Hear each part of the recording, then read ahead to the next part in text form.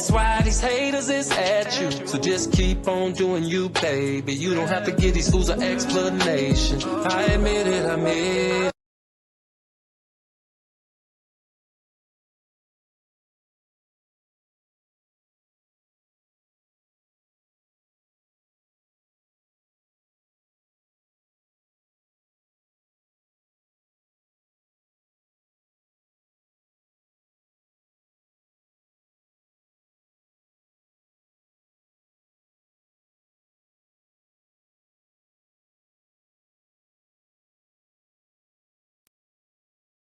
I'm here to support Officer Rkelly because I believe he's innocent. What have you seen in the trial so far? Do you think it's a fair trial? Yes, I believe it's a fair trial, and I believe now y'all can really hear the truth.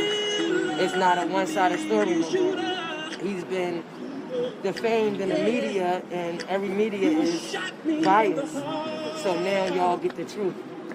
Do you believe some of the witnesses, Javonda Pace, the stories that she told? No, they're too inconsistent. For years and for years. And in fact, we had a conversation about it on the show a few weeks back about the blowback that attorneys risk facing from the public over who they choose to represent. I get tweets from viewers asking why I keep inviting certain lawyers who represented less than desirable clients. And of course, that question that we all get, defense lawyers get, how can you defend a guilty person? I'm curious, how would you respond? What would be your response to that question? Well, I first of all, let me start by saying that that is a general question I get all the time. I don't know whether it's specific to Rkelly or not, and I'm not here to, I don't trust the verdict that came back in Rkelly's case. So I'm not going to say he's guilty until I believe that there is a fair process. I don't rely on verdicts that where the process was not fair. So let me make that clear. I do not believe that the verdict is a reliable indicator of whether Rkelly is in fact factually guilty. But to your general question of, how do you represent unpopular people? How do you represent people that the media has already convicted? How do I represent them? I'm a defense attorney, and that's what I do. And I believe to my core that the government needs to be held needs to be held accountable, and when they don't go about this process in a fair and just way, that is a miscarriage of justice, and it affects all of us. And I guess I just really believe in that principle. It just doesn't matter to me whether it's Rkelly or Bill Cosby or any number of wrongfully convicted people that I have represented over the years. It just does not matter. It's all the same to me, because if the system doesn't work for one, it doesn't work for any of us. And I guess I'm just really focused on that principle. And it doesn't, my view is if you're a defense attorney and you can't get with that idea, then, maybe find a different career.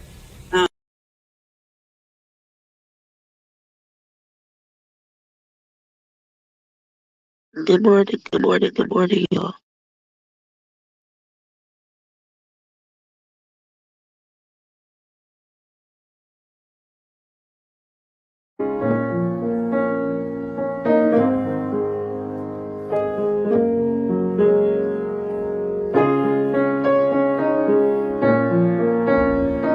You're saying everything they said in that documentary about you is not true. They are lying on me. You are supporting a pedophile. Nothing good about me. I'm just a child molester. The devil. Come on, guys. As long as my breath is going in and out, I try to, even when I get ready to complain, I think about that and I say, you know what? I ain't gonna even say nothing. I just breathe, baby. I breathe on these niggas, you heard me? 20-some women trapped in my house in the basement. And first of all, my house in Atlanta doesn't even have a fucking basement. This is my story. The only thing I could do is say what's real and say what's on my heart and give it to y'all like y'all want it. You want the truth.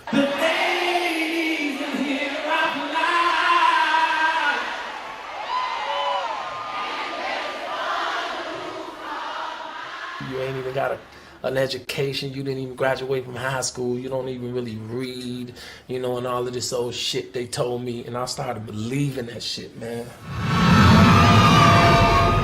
Just something in me kept calling and shit. My heart was pumping this shit. It was pumping this shit. Hey fans, how y'all doing? It's your boy Kels. I love y'all.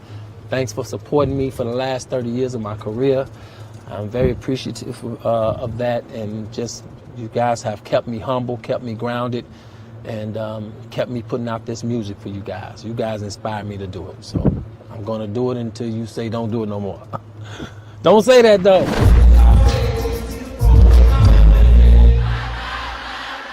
If I met your daughter and I took your daughter out and she was of age, what the fuck am I gonna do? Everybody, put your hands to the sky. You ain't got no money? Shit.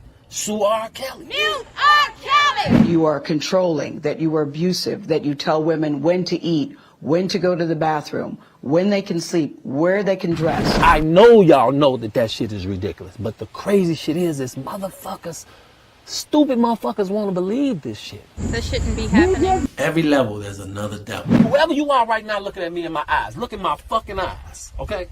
I don't give a fuck about this fame shit. I'm a real motherfucker. My main goal is to unconfuse the world about R. Kelly.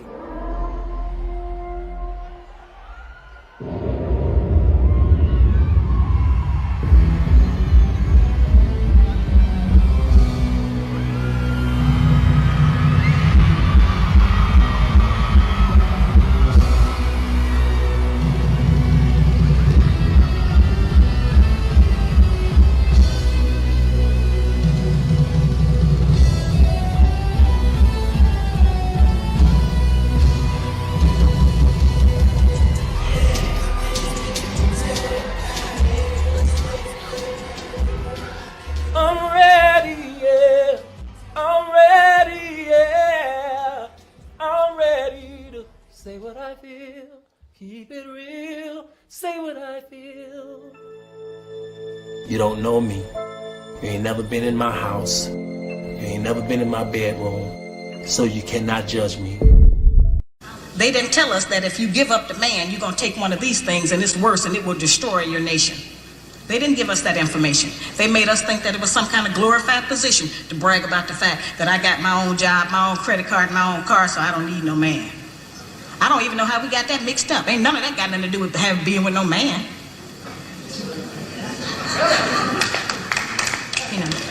We have some serious relationship problems that nobody has been able to address us on because everybody wants to pretend that this is not going on. Over 60% of our women are single, widowed, separated, or divorced. They don't have a man. I just came out of Florida and they got a housing complex that the Urban League built, which is a black organization that is for women and children only. They say they don't allow any men in there.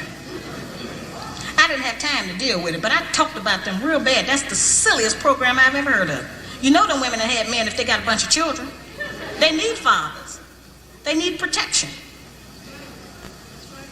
We hear about the drug problem that we have in our projects across the country. It's one of the major places that we have a drug problem.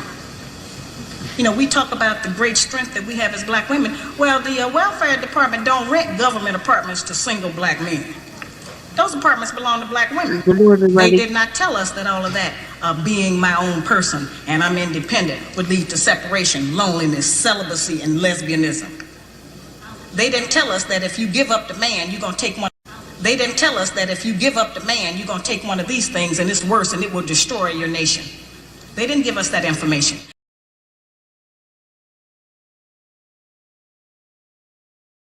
I just want to go over a couple of these videos that I ran across. Remember I told y'all that they are interviewing Shahada, one of the lead prosecutors who prosecuted R. Kelly, and they're comparing her and the other prosecutors who prosecuted R. Kelly, the format that the feds are using from the Southern District of New York on Diddy. So I finally was able to download the video, so I wanted to go over it. Let me pull it up. Oh, and I also downloaded the videos about Nickelodeon and that new documentary, Quiet on the Set. Purses that cost more than cars. They may not be the couple or type of relationship that you would endorse, but they aren't married, so it wasn't polygamy. They weren't breaking any laws. They all bought into it. They were consenting adults. And he also went in on these Jane Does. He first said that Kelly always asked any women that he was around, and we did hear that through testimony, how old they were when meeting him. And he says that Kelly vehemently denies having sex with Jane Doe number 4, called her a stalker, a groupie extraordinaire. And he said that Jane Doe number 5, who is someone who has accused the defendant of getting with her when she was 17 years old, says that she had no skills and that living with Kelly was the best type of living that she ever had. And he also questioned Jane Doe number 3, the one who testified that Kelly kept her in a dark room for days, that her rape claims were unfounded because there was no police report or a rape kit. A lot of allegations, but it was clear that he knows this case very well, despite being someone who came into this case later in the prosecution and the continuing of this case. But I think a very compelling job from the defense when you compare the two closing arguments. I'll start with you, your reaction to what we heard from the jury today in that note. You know, I don't know why the jury is taking so long to render a verdict in this case. You know, you got to be clear on what R. Kelly is being charged with. He's not being charged with statutory rape. Everyone says, oh, he's having sex with young girls or underage girls. He's not being charged with statutory rape. He's not being charged with forceful rape.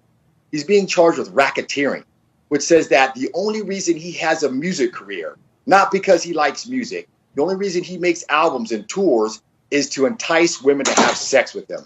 That is what a criminal organization is, and it has to be the sole purpose. And he's also charged with violations of the Mann Act.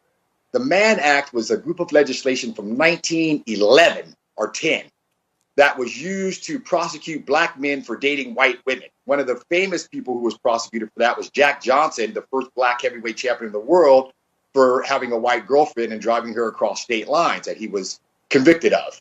And now they've resurrected the Mann Act and are charging R. Kelly with it. So I know people think, yes, he's been with underage women. He may have even drugged them and raped them, but he's not being charged with any of those crimes. He's not being charged with rape of an intoxicated person. He's being charged with racketeering, running a criminal organization. The basis for his music career and his touring was to entice women to have sex with him. And that is an easy question for a jury to answer. There's no evidence that that is the sole reason that he does music. You know, I mean, we didn't indict Hugh Hefner to say that the sole reason he ran the Playboy Mansion was to entice women to have sex with him. So I really think this is a witch hunt. You know what? But I think that was the reason Hugh Hefner set that whole thing up. Bernarda Villalona, your thoughts about the note sent out by the jury? So it was a note that I expected. I just didn't expect it so quick. I'm glad, actually, that the exhibits weren't sent back to the jury as soon as they started deliberating, because that note gave us some insight as to what they're focusing on now at the beginning of their deliberations, and that being Sonia's testimony, Jane Doe number 3, as well as that letter about Jane Doe number 5. Specifically about that letter, what insight it gives us is that the jury has some pause about the credibility about Jane Doe number 5 as to, did this really happen? You did send a letter that, well, not sent a letter, but you wrote a letter that he treats you with the utmost respect, that there's nothing going on here. And it goes to the theme that the defense had, that, look, these ladies here, you heard of the show Surviving R. Kelly, but instead what you have here is surviving off of R. Kelly, and that this case is full of lies, full of greed, people that want to make money off of R. Kelly, but that none of this is true. There was some consensual relations. You may think that it's not normal. It may not be your cup of tea, may be too kinky for you, but guess what? That's just how R. Kelly got down, and that's how these ladies wanted to get down with them. So I like the note just for us, for our curiosity, to give us something to think about over the weekend. But you can tell that this jury is looking at both the prosecution's case as well as the cross-examination by defense counsel and their closing arguments.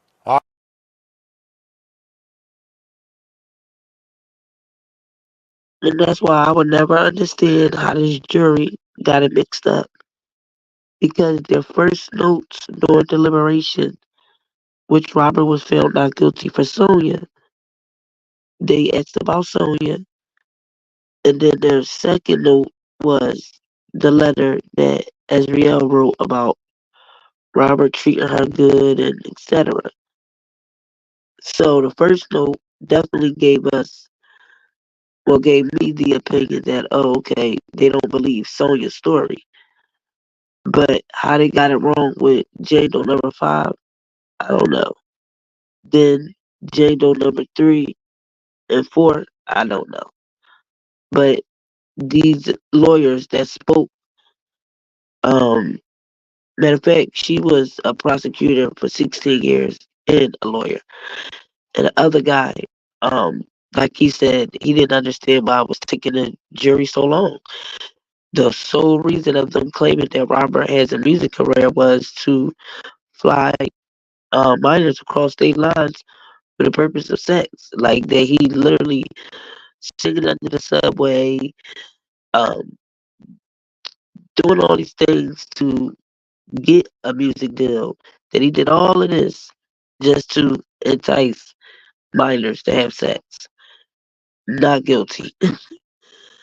And let me go ahead and get this video up of Shahada, because she speaks about R. Kelly's case, and she states that the hardest part of her prosecuting R. Kelly was that the accusers were getting a lot of backlash from R. Kelly supporters and harassed and etc. That was the biggest problem. But I'm trying to understand how not only Mute R. Kelly, the two ladies were harassing and defaming multiple people that claim they support R. Kelly, or even people that just claim that they didn't believe the allegations. There's proof, receipts of them on social media attacking people who didn't agree with them saying hashtag Mute R. Kelly. There's receipts, videos of them standing outside of venues, harassing people that were going in and out of the concerts for R. Kelly. They don't show none of these things. But she speaks on the accusers getting attacked by R. Kelly supporters. Oh, and she also stated that the investigation against R. Kelly, it all started because of what? The documentary. She doesn't say it started because they had concrete proof of accusers with actual receipts of abuse or patterns and documented medical records of abuse or them going to authorities. She literally says that the investigation on Robert Sylvester Kelly started because of a stag-on documentary.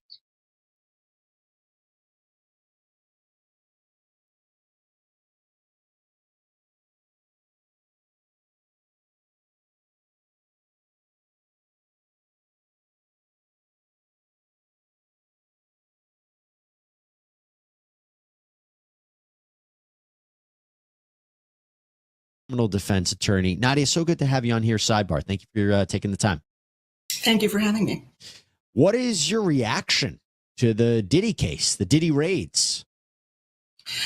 Well, I think it's a significant development in the case. Obviously, he's presumed innocent. No charges have been filed against him. But when you take a step like executing search warrants so publicly at 2 different locations, it means you have amassed significant evidence. You've got probable cause to believe a crime has been committed, which is the same standard for arrest. So it's significant. Now, obviously, as a federal prosecutor, you want to make sure you have proof beyond a reasonable doubt when you charge a case. So they're continuing to investigate, but it's certainly a significant step. I am starting to believe. At first, I was saying maybe it's surprising that they didn't have arrests in conjunction with the raid or an indictment in conjunction with the raid. And then I started thinking, well, they obviously had probable cause. Perhaps they were speaking with people, but they needed more evidence on those properties. Perhaps before there was an allegation, maybe before it was destroyed, they want to preserve it. They want to get that evidence. They might be issuing subpoenas to people. I think that now I'm wondering if we may not see potential criminal charges for a while, because it also might have to be submitted to a grand jury too, right? So we shouldn't expect perhaps charges against Diddy maybe for a little bit. Absolutely. Look, if they're following kind of the playbook we used in Rkelly and pursuing similar charges as we did in that case, these types of cases, take a little bit of time to investigate and to make sure you're corroborating all the victim testimony you're getting. You want phone records, you want travel records. There's all sorts of corroboration that you're sending out subpoenas for, that you're speaking to people about, and then also conducting searches to help with that. What did you think of the fact, the criticism from Diddy's lawyer that this was an excessive military style use of force? What's your take on that? Look, it did appear that there were some kind of military vehicles used. As prosecutors, you're not kind of calling the shots on how agents operationally conduct a search. My guess is, giving them the benefit of the doubt, that there were allegations that there were firearms in the property. It's a very large property, and Diddy likely had security with firearms. So they have to secure the location and they have to ensure the safety of everyone conducting the search. So, sometimes they err on the side of using as much firepower as possible in those circumstances. Yeah, especially given the allegations and the lawsuits, which makes me wonder, do you think the lawsuits are what precipitated this? Do you think the people who are accusing Diddy of wrongdoing are the ones who might be cooperating witnesses and what set this ball rolling? I think it's very possible that the public filing of that first lawsuit came to the attention of federal agents and prosecutors and may have sparked this. And then obviously the follow-on lawsuits, once that first lawsuit was public, have only added to the allegations. And as a prosecutor, you might start with the people who have made allegations publicly in a lawsuit, but I don't think they're going to stop there by any means. That's just the beginning. And then you're investigating, you're talking to more people. Other victims may be coming forward who have not been public at all now that they're seeing that this is a serious investigation. So it's a starting point. We don't know what they found in the house, and I'm going to ask you about what you think they might be looking for. But for example, if there was an allegation, hey, Diddy has guns all over the place, and then you go to the properties and there are firearms all over the place, that kind of corroborates what they're being told, and that could be useful for prosecutors in trying to establish a case and establishing what they're being told is real. But what do you think they're looking for specifically if they are moving forward in a sex trafficking investigation? They're looking for anything that is corroborating information that has been given to them by live witnesses and victims. So, it's been reported they were looking for electronic devices. Sure, they're going to be looking for videos potentially of sexual activity engaged in with complaining victims, but they're also going to be looking for communications, particularly if they are pursuing potential RICO charges. I think they're going to be looking particularly for communications between Diddy and his inner circle, his inner network of people that may have helped or facilitated or enabled him to commit potential criminal activity. Now, the reason I was so excited to talk to you about this is because you were part of a very infamous prosecution of a very infamous individual. Do you see similarities between the Combs case? Let me rephrase. Combs hasn't been charged, but do you see similarities if we're talking about potential sex trafficking charges? You know what the allegations are right now against Mr. Combs. Do you see similarities between him and Rkelly? Look, every case is different, obviously, but there do appear to be some similarities based on the public allegations that have been made. For example, the allegations about forcing individuals to have sex with others for the pleasure of Diddy in this circumstance. There were similar allegations with R. Kelly, and that he recorded that activity. So it's a pretty striking similarity in that sense. But also the level of influence and power, right? I mean, a big part of it when I'm reading the lawsuits is just, you surround yourself with this team, you have tremendous wealth, access, this lifestyle. It was eerily reminiscent of what we were hearing from Kelly, right? Absolutely. I mean, when you reach a certain level of fame and you've got a group of people around you that are literally there to help you with whatever whim you have, legal or illegal, and are getting paid to do so, and are, more than happy to turn a blind eye to whatever else may be going on. That's a very big similarity. Again, these are just allegations at this point against Mr. Combs, but yes. And yeah, he hasn't been criminally charged. So when his lawyer says there's been no criminal liability, no civil liability, he's exactly right. Those lawsuits are still pending. The lawsuit with Cassie Ventura was settled. At the time of this recording, Sean Combs has not been criminally charged in any way. Want to make that clear. But I always thought it was interesting when you think about how the Kelly criminal prosecution began, how it started. It wasn't, would you say it was from the documentary that was released that kind of got the ball rolling? Because again, you wonder, what is the thing that gets going? With Harvey Weinstein, it was that New York Times article. With R. Kelly, it was a really damaging documentary. Maybe that was what you could say started the ball rolling. Here with Combs, maybe it was these lawsuits. I find it so interesting, the similarities with what begins a criminal investigation.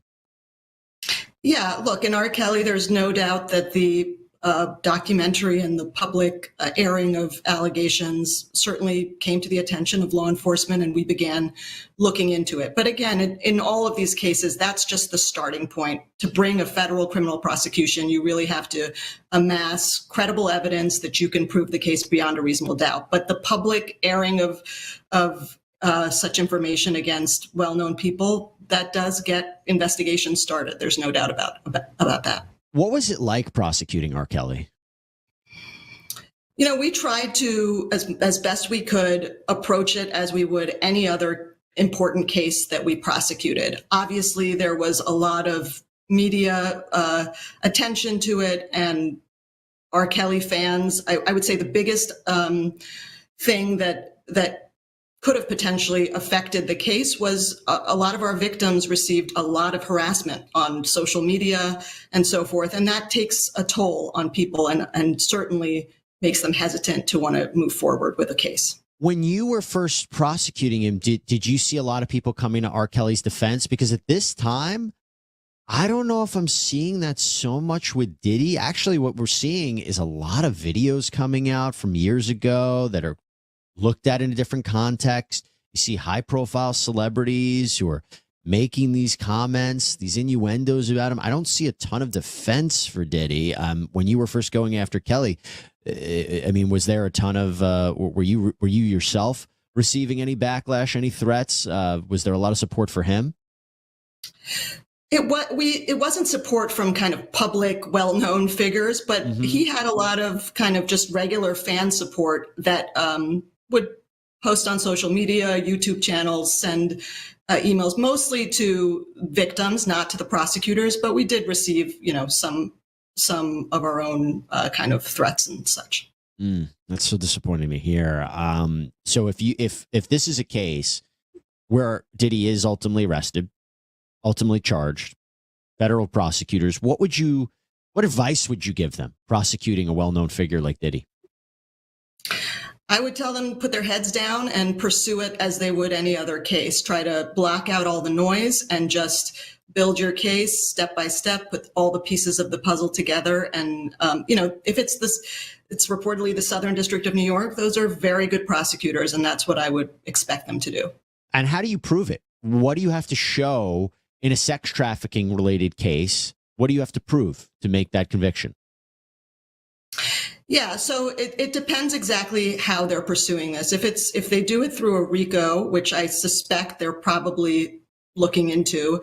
They're going to need to show an enterprise, so an inner circle, a group that helps him facilitate a pattern of criminal activity.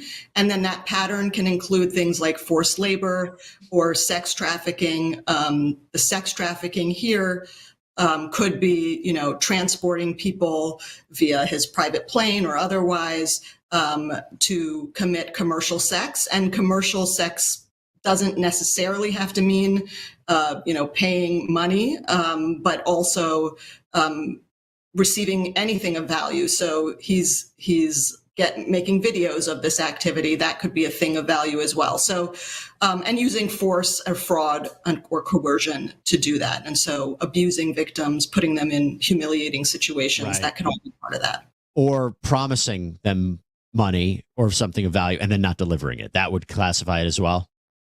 Yes. Mm-hmm. Right. Okay. So, and what would be the challenges that prosecutors would face? Legal challenges. How would someone in Diddy's position, or if someone was arrested, someone else in connection with this, how do they defend it? What kind of arguments would you expect from the defense that you would have to fight back on? Yeah, if they pursue RICO charges, I imagine a defense would be that there was no criminal enterprise, that this, to the extent there was criminal activity, this was one person acting alone. And if it's not RICO, a lot of it would potentially fall outside of the statute of limitations.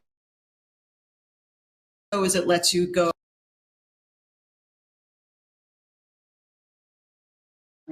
Wait a minute. Did y'all just hear what she just said? Because y'all know she's a defense attorney now. Did y'all just hear her say that the advice that she gives to Diddy to fight this is to show that there wasn't a criminal enterprise and that it was just one person acting alone? Did she just say that? Isn't that what Robert's attorneys were proving? And y'all still was able to convince the jury that this man was running a criminal enterprise? Did y'all just hear her? But y'all convicted this man off of him running a criminal enterprise, stating, "Oh, you got to show that his workers and employees were facilitating these things." But you had multiple people, Robert's employees, that testified that they knew nothing about what he was doing inside of his bedroom. You had Diana Copeland that worked for 16 years, and not one plane ticket that she booked was never a minor.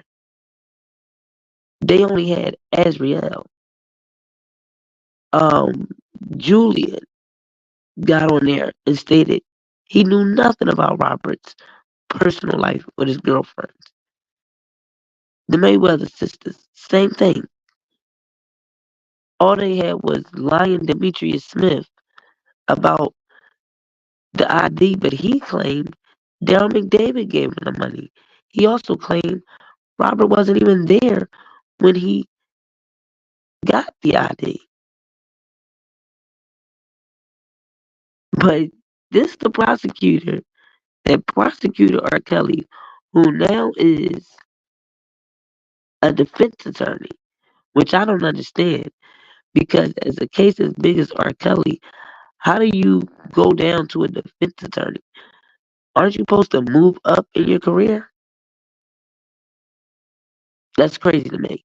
But I'm going to rewind it back so y'all can hear the prosecutor who was on R. Kelly's case is talking about how should Diddy defend himself if he's charged with RICO.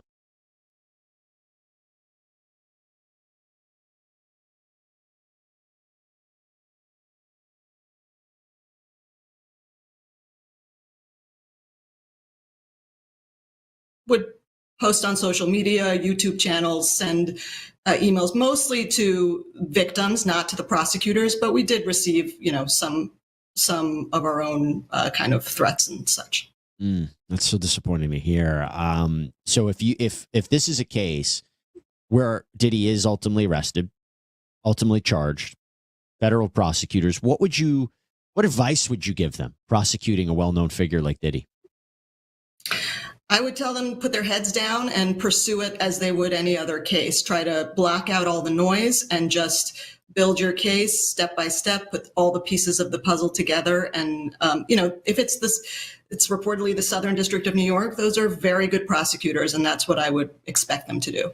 And how do you prove it? What do you have to show in a sex trafficking related case? What do you have to prove to make that conviction? Yeah, so it depends exactly how they're pursuing this. If they do it through a RICO, which I suspect they're probably looking into, they're going to need to show an enterprise, so an inner circle, a group that helps him facilitate a pattern of criminal activity. And then that pattern can include things like forced labor or sex.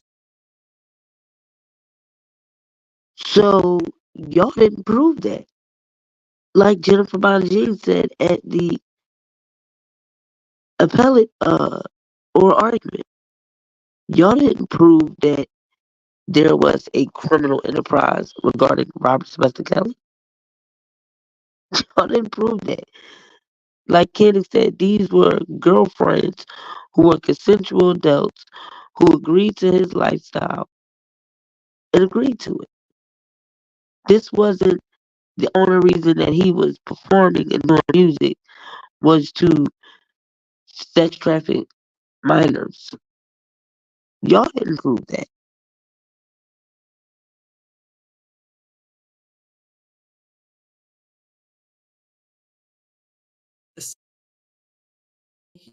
Could be, transporting people via his private plane or otherwise to commit commercial sex. And commercial sex doesn't necessarily have to mean, paying money, but also receiving anything of value. So he's making videos of this activity. That could be a thing of value as well. So, and using force or fraud or coercion to do that. And so abusing victims, putting them in humiliating situations, Right. that can all be part of that. Or promising them money or something of value and then not delivering it. That would classify it as well.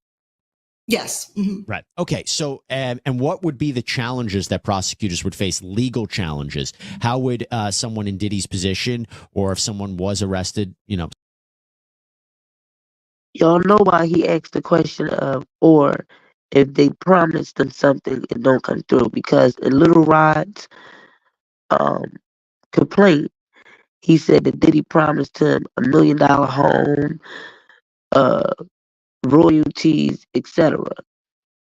So how can you go and believe somebody that say, oh, they promised me they was gonna give me this, that, and the third. Da, da, da. Of course, somebody gonna say that about a celebrity that got money. But I'm trying to figure, why would the pattern with these accusers and these celebrities is always, oh, well, they promised me this. Oh, well, they promised me a career. Oh, well, they promised me this and they promised me that. This is like a pattern of what these accusers says all the time. And mostly the reason why now they're suing civilly or trying to bring down the celebrity because they promised them this and they didn't fall through with their promises. But they made me do this and they encouraged me to do that and made me have sex and made me get sex workers and so if, as you claim, if the promises went through, would we be here today? someone else in connection with this? How do they defend it? What kind of arguments would you expect from the defense that you would have to fight back on? Yeah, if they pursue RICO charges, I imagine a defense would be that there was no criminal enterprise, that this, to the extent there was criminal activity, this was one person acting alone. And if it's not RICO, a lot of it would potentially fall outside of the statute of limitations. So the advantage of RICO is it lets you go kind of decades. Wow. This is just what Jennifer Bonjean said at the oral argument. She argued outside of the statute of limitations. So if this the same prosecutor that prosecuted R. Kelly that's repeating everything that his lawyer stated in her briefing and in her oral arguments, I don't think we're going in the wrong direction. This is Shahada, the one who prosecuted and got R. Kelly convicted, and it's telling you how to defend yourself if you're being charged with a RICO or sex trafficking.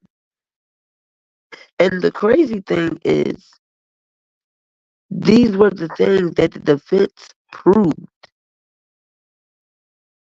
Now, a lot of people will argue me and say they should have argued more on the RICO. I agree. Cannon kind of went in more on discrediting all the witnesses. And then we all know the man just came on the case June 21st. But as far as this appeal process goes, she's stating everything that Jennifer Bajin been fighting as far as the briefing and the oral argument.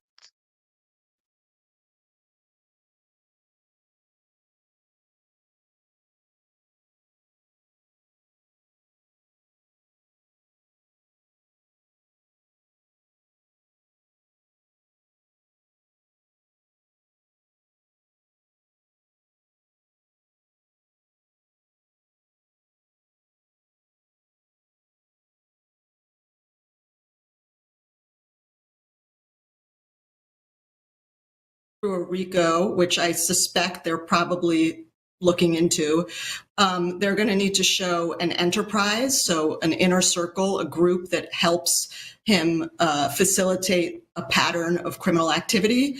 And then that pattern can include things like forced labor or sex trafficking. The sex trafficking here could be, transporting people via his private plane or otherwise to commit commercial sex. And commercial sex doesn't necessarily have to mean, paying money, but also receiving anything of value. So he's making videos of this activity. That could be a thing of value as well. So, and using force or fraud or coercion to do that. And so abusing victims, putting them in humiliating situations, that can all be part of that. Or promising them money or something of value and then not delivering it. That would classify it as well.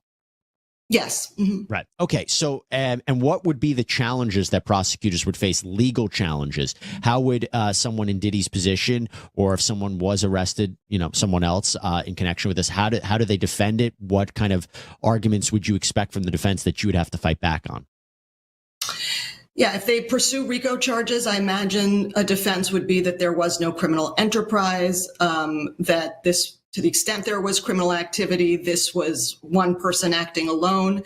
And if it's not RICO, a lot of it would potentially fall outside of the statute of limitations. So the advantage of RICO is it lets you go kind of decades potentially in the past, and also it expands venue. So you can charge criminal activity that occurred not just in the Southern District of New York, but throughout the taken away.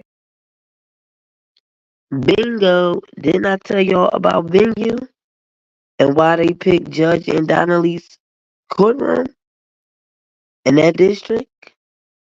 The RICO lets you, as far as the venue part. Remember I kept talking about venue for years? I know what I be talking about, boy.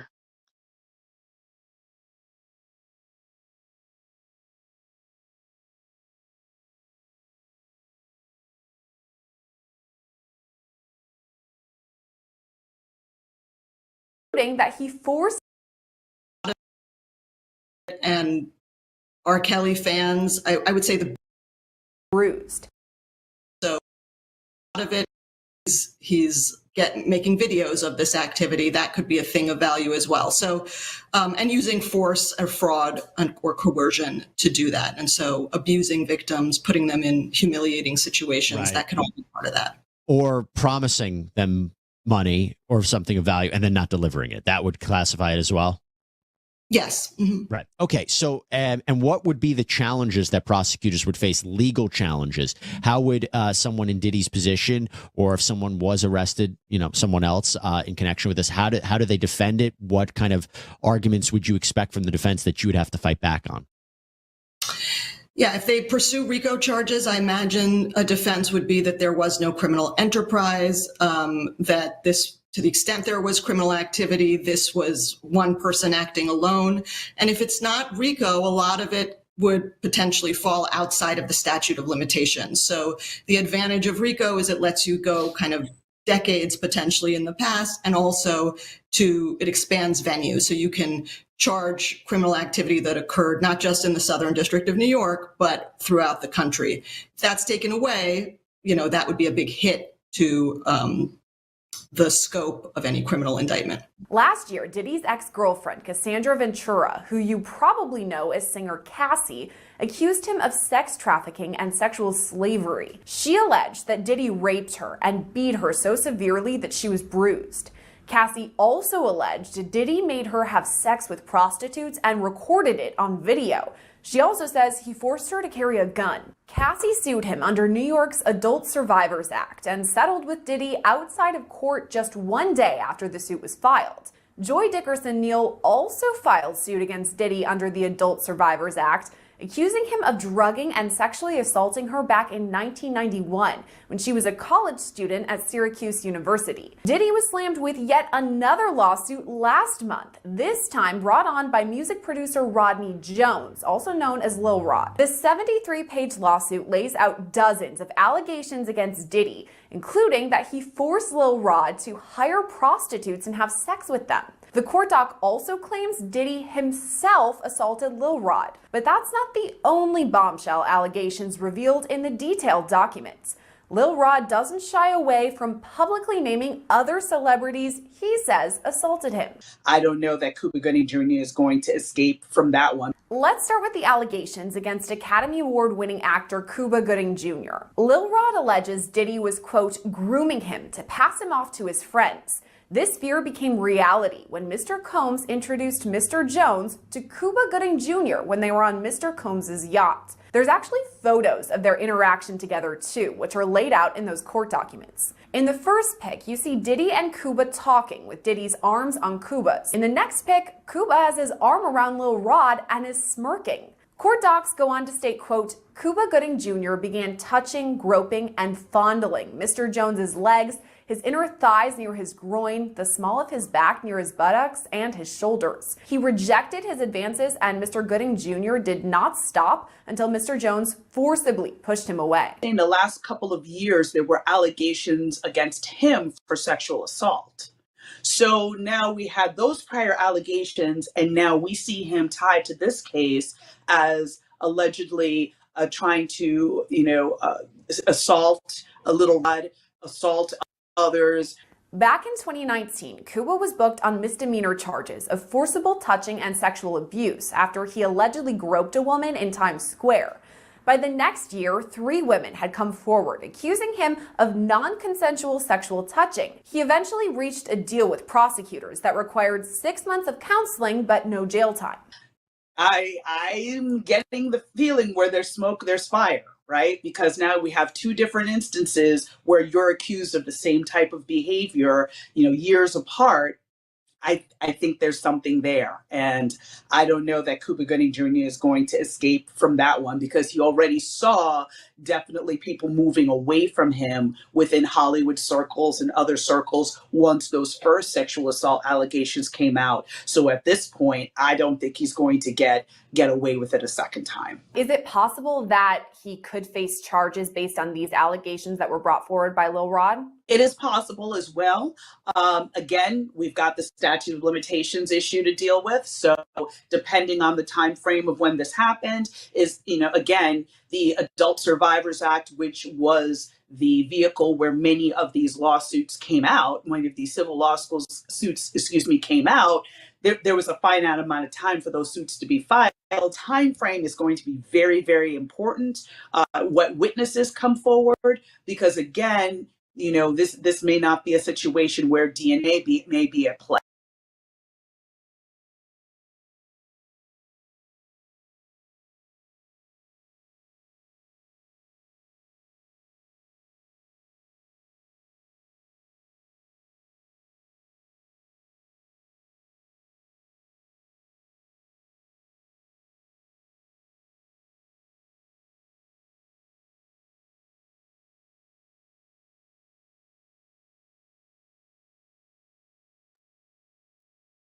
Into custody while trying to board the rapper's private jet.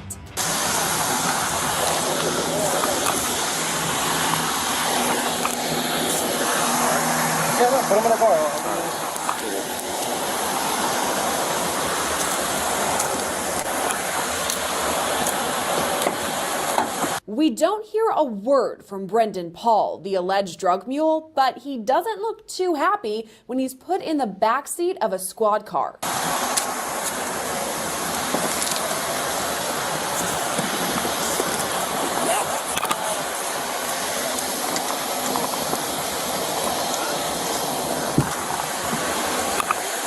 Wow, this is really big. This is really big because you're thinking about this huge mogul. Like everyone knows who Puffy is, who Diddy is, who Puff Daddy is, who Sean Combs is.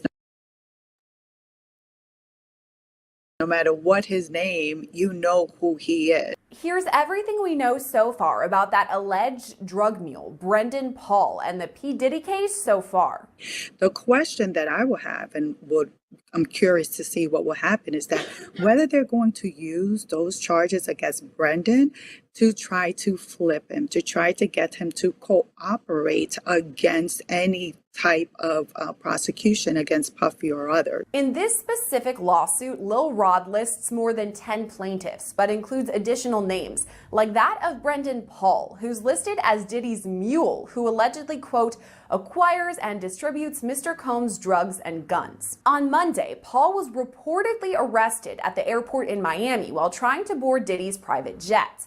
Florida officers were working with Homeland Security and Customs when they found drugs in his bag. These drugs were tested and the results led to his arrest. He was booked for cocaine and controlled substance possession.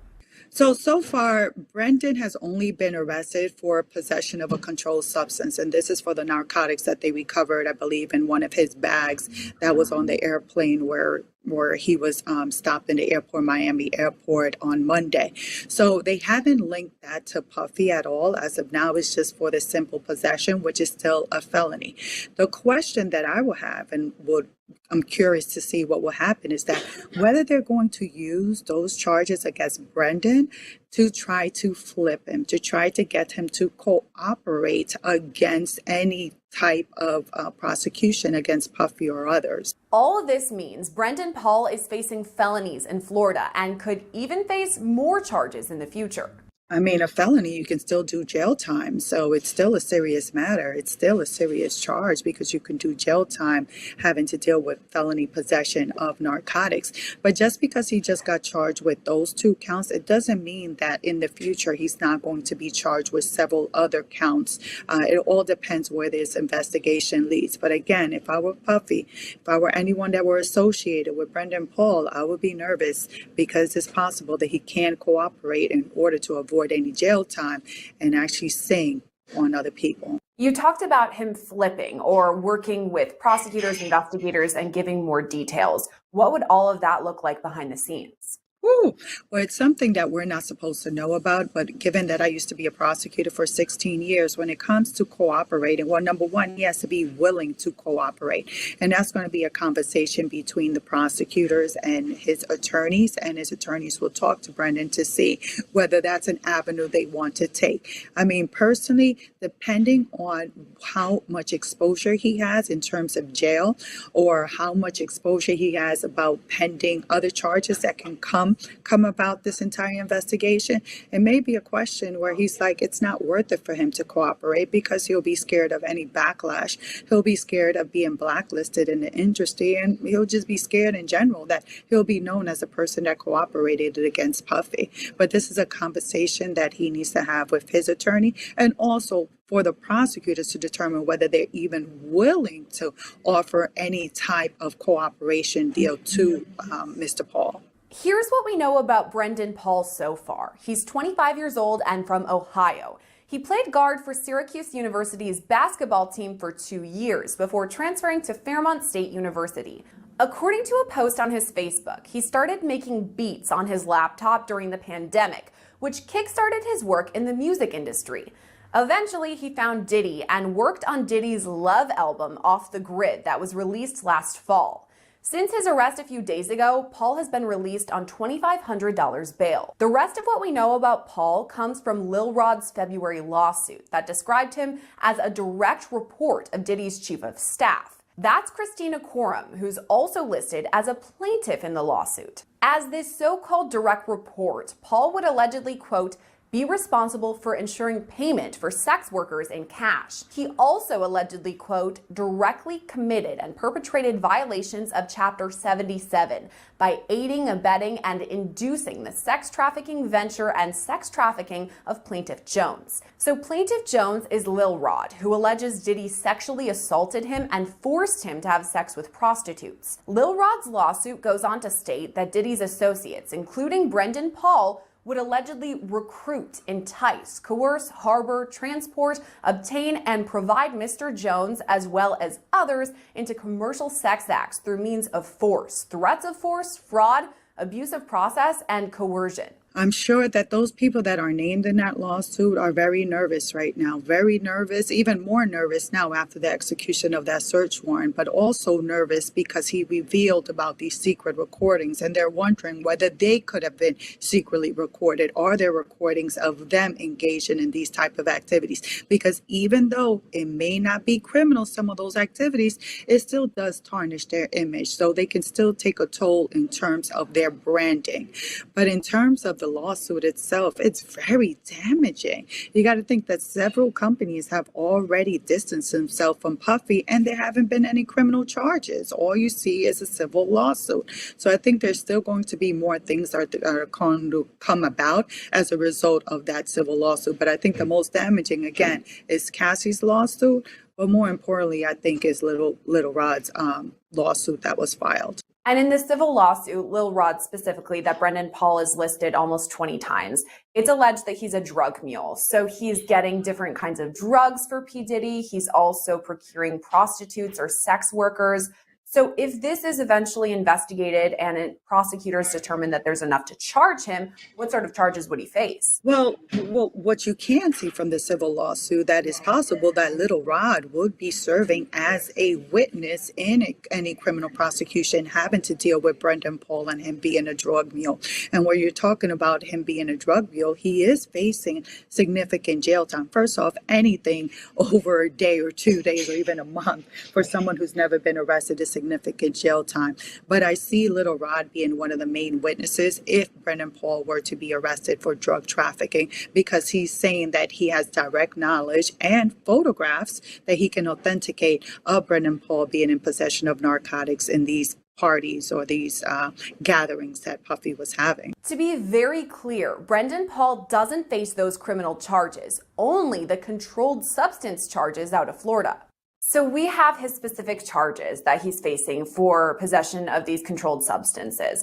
Are the investigators in that case then working with the federal investigators about this ongoing investigation into P. Diddy? Well, more than likely that the federal investigators, of course, are going to get the documents and anything related to this arrest because they want to see if they're able to connect this to their bigger investigation. Again, we keep on saying that the investigation is into Puffy. We don't have direct knowledge that it is. Of course, that will make an emphasis because his homes were searched, but we believe that What they're wanting to do is do further investigation with law enforcement, the Florida case, to see if there's a way that they can tie his arrest to Puffy. But as of now, there has been no link between his arrest on Monday and to Puffy. Other people listed in the lawsuits or who are close with Diddy haven't been arrested or charged either, but it's possible they could face future charges. We've talked a lot about Diddy's associates because there are several people who are listed in multiple of these lawsuits. He's known to have friends who are with him a lot, almost like an entourage. If I'm one of those people right now, and I know that there has been a search warrant executed, that Brendan Paul has been arrested, what sort of steps should I be taking, or what is running through my mind? Girl, what they need to do is get an attorney immediately, and not just any attorney, but a criminal defense attorney with trial experience to know how to manage an investigation, how to manage what the next steps would be, how to manage to try to be proactive in trying to avoid charges being brought against.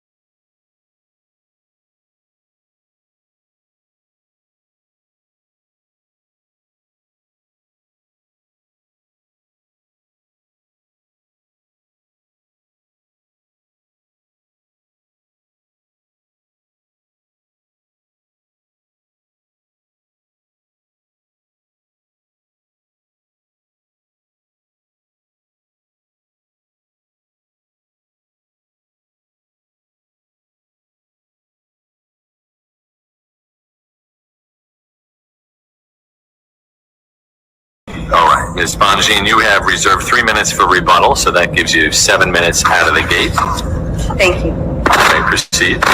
May it please the court, my name is Jennifer Bonjean and I represent Robert Kelly.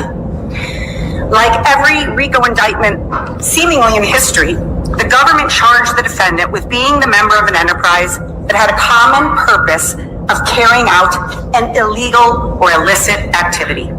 Well, I guess I'm trying to understand, are you challenging the jury instruction, which didn't say that the RICO enterprise had to have an illegal purpose? No, Your Honor, I'm not challenging the jury instruction, nor could the jury instruction be challenged. The jury instruction is entirely consistent with United States versus Boyle. In fact, it's almost word for word the same jury instruction.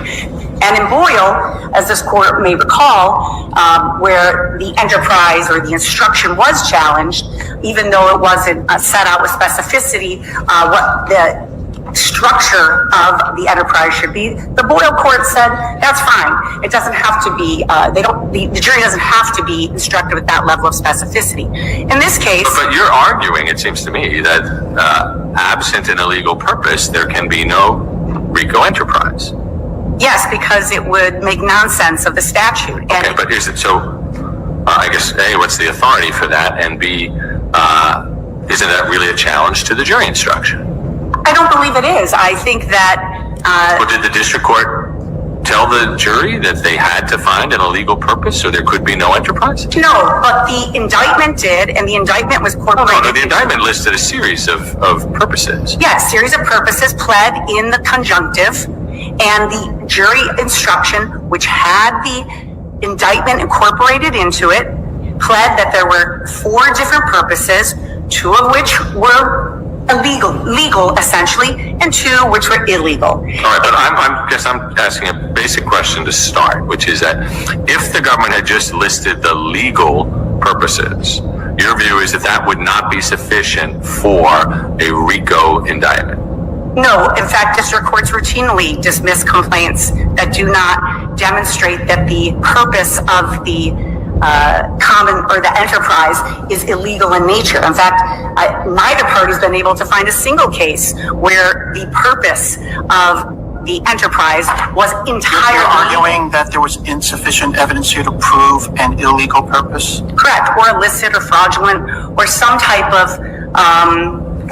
Wasn't there substantial evidence? No, Your Honor, I respectfully disagree. There was substantial evidence. Please, yes. There was substantial evidence, perhaps, of defendants' wrongdoing in the context for using, quote unquote, the machinery of his organization, his entourage, those types of individuals. But there was very little evidence, almost certainly not sufficient to meet the government's burden of proof, that any of those individuals acted with this common purpose to, quote, recruit women for Mr. Kelly for illegal sexual activity or for the production of child pornography. So I'd like to just make sure I understand. It sounds to me as though you're making a legal argument that a RICO enterprise has to have an illegal purpose, as well as that here an illegal purpose was charged, but there was insufficient evidence of it. Yes, Your Honor, that's correct. That is precisely right. And I want to understand, in light of Turquette, why we have to find an illegal purpose as well. I mean, there's language in Satinwood, and most of the cases that have been cited and discussed are in the context of a fraudulent purpose that may have some legitimate enterprise around it. But there's room for confusion there. But Turquette seems to say quite directly that the term enterprise as used in RICO encompasses both legitimate and illegitimate enterprises. So maybe you could help me. Yes, the issue isn't whether it was a legitimate organizational legal entity versus a non-legal entity. Turquette held, and the question before Turquette was the exact opposite, whether a RICO enterprise could be exclusively criminal, not whether it could be exclusively legal. And our position is that this was an organization that the government failed to prove had any criminal purpose. The government takes the position that for a RICO enterprise to exist, it need not be rooted in criminality at all, which would fly in the face of Turquette, frankly. Turquette looked at Congress's intent. Didn't the government prove that one of the purposes of this enterprise was to recruit girls so that Kelly could have illegal sexual activity with them? They pled it, they did not prove it. What they did prove is that through the course of a period of time, there were perhaps efforts to pass along information, a phone number, to invite someone backstage. There was no evidence presented that any of those individuals did so believing or knowing that someone was underage, that you go to a big concert, there are 17, 18, 19-year-olds. Even the victims themselves said, well, nobody asked me for my age. When the age came about, perhaps Mr. Kelly may have known, and that's what I think some of the women testified to, but there was no evidence that anyone went out there saying, may I find out what your age is? Are you underage? Come back. We want to serve you up to Mr. Kelly. That just didn't happen. And in fact, there is extraordinary evidence that the And members of the enterprise, these are some of the people, I guess, that testified, repeatedly made it clear that what happened behind closed doors was not something they understood. Yes, there were rules and things they did, these anodyne tasks that were perhaps a little unusual, but not that put them on notice that what was happening behind closed doors was illegal. And we are talking about matters that happen behind closed doors. The fact that a video recorder existed in a bedroom does not ipso facto make it evidence that there is child pornography. You're saying these other individuals didn't know that these girls were underage? That's exactly what I'm saying. I think the evidence that was presented to the jury was deficient in that regard. There was so much excessive evidence, frankly, about Mr. Kelly's wrongdoing that it would be easy to be tempted to go down the path. Well, everybody must have known, but that is just not what was demonstrated at trial. And the appearance of these girls would be evidence enough, wouldn't it? These were not 12-year-olds. These were not 13-year-olds. There were some examples. What was testified to is that some of them looked young. And having multiple teenagers myself, looking young does not mean you know someone is a minor. And the question becomes, did they have an obligation to ask? Did they have to do due diligence, do inquiry? When he said just go pick somebody up, just using individuals, unwitting individuals, who perhaps even turned a blind eye or who didn't inquire further, does not a RICO enterprise exist. And I would leave with this point that simply speaking, I won't leave with it, but the law presumes in Turquette, which was an entirely criminal enterprise, they weren't speaking to the question of whether it could be a legal enterprise with a one man doing illegal acts in the context of the enterprise and using his employees. So Turquette does not, from where we stand, put this issue to rest.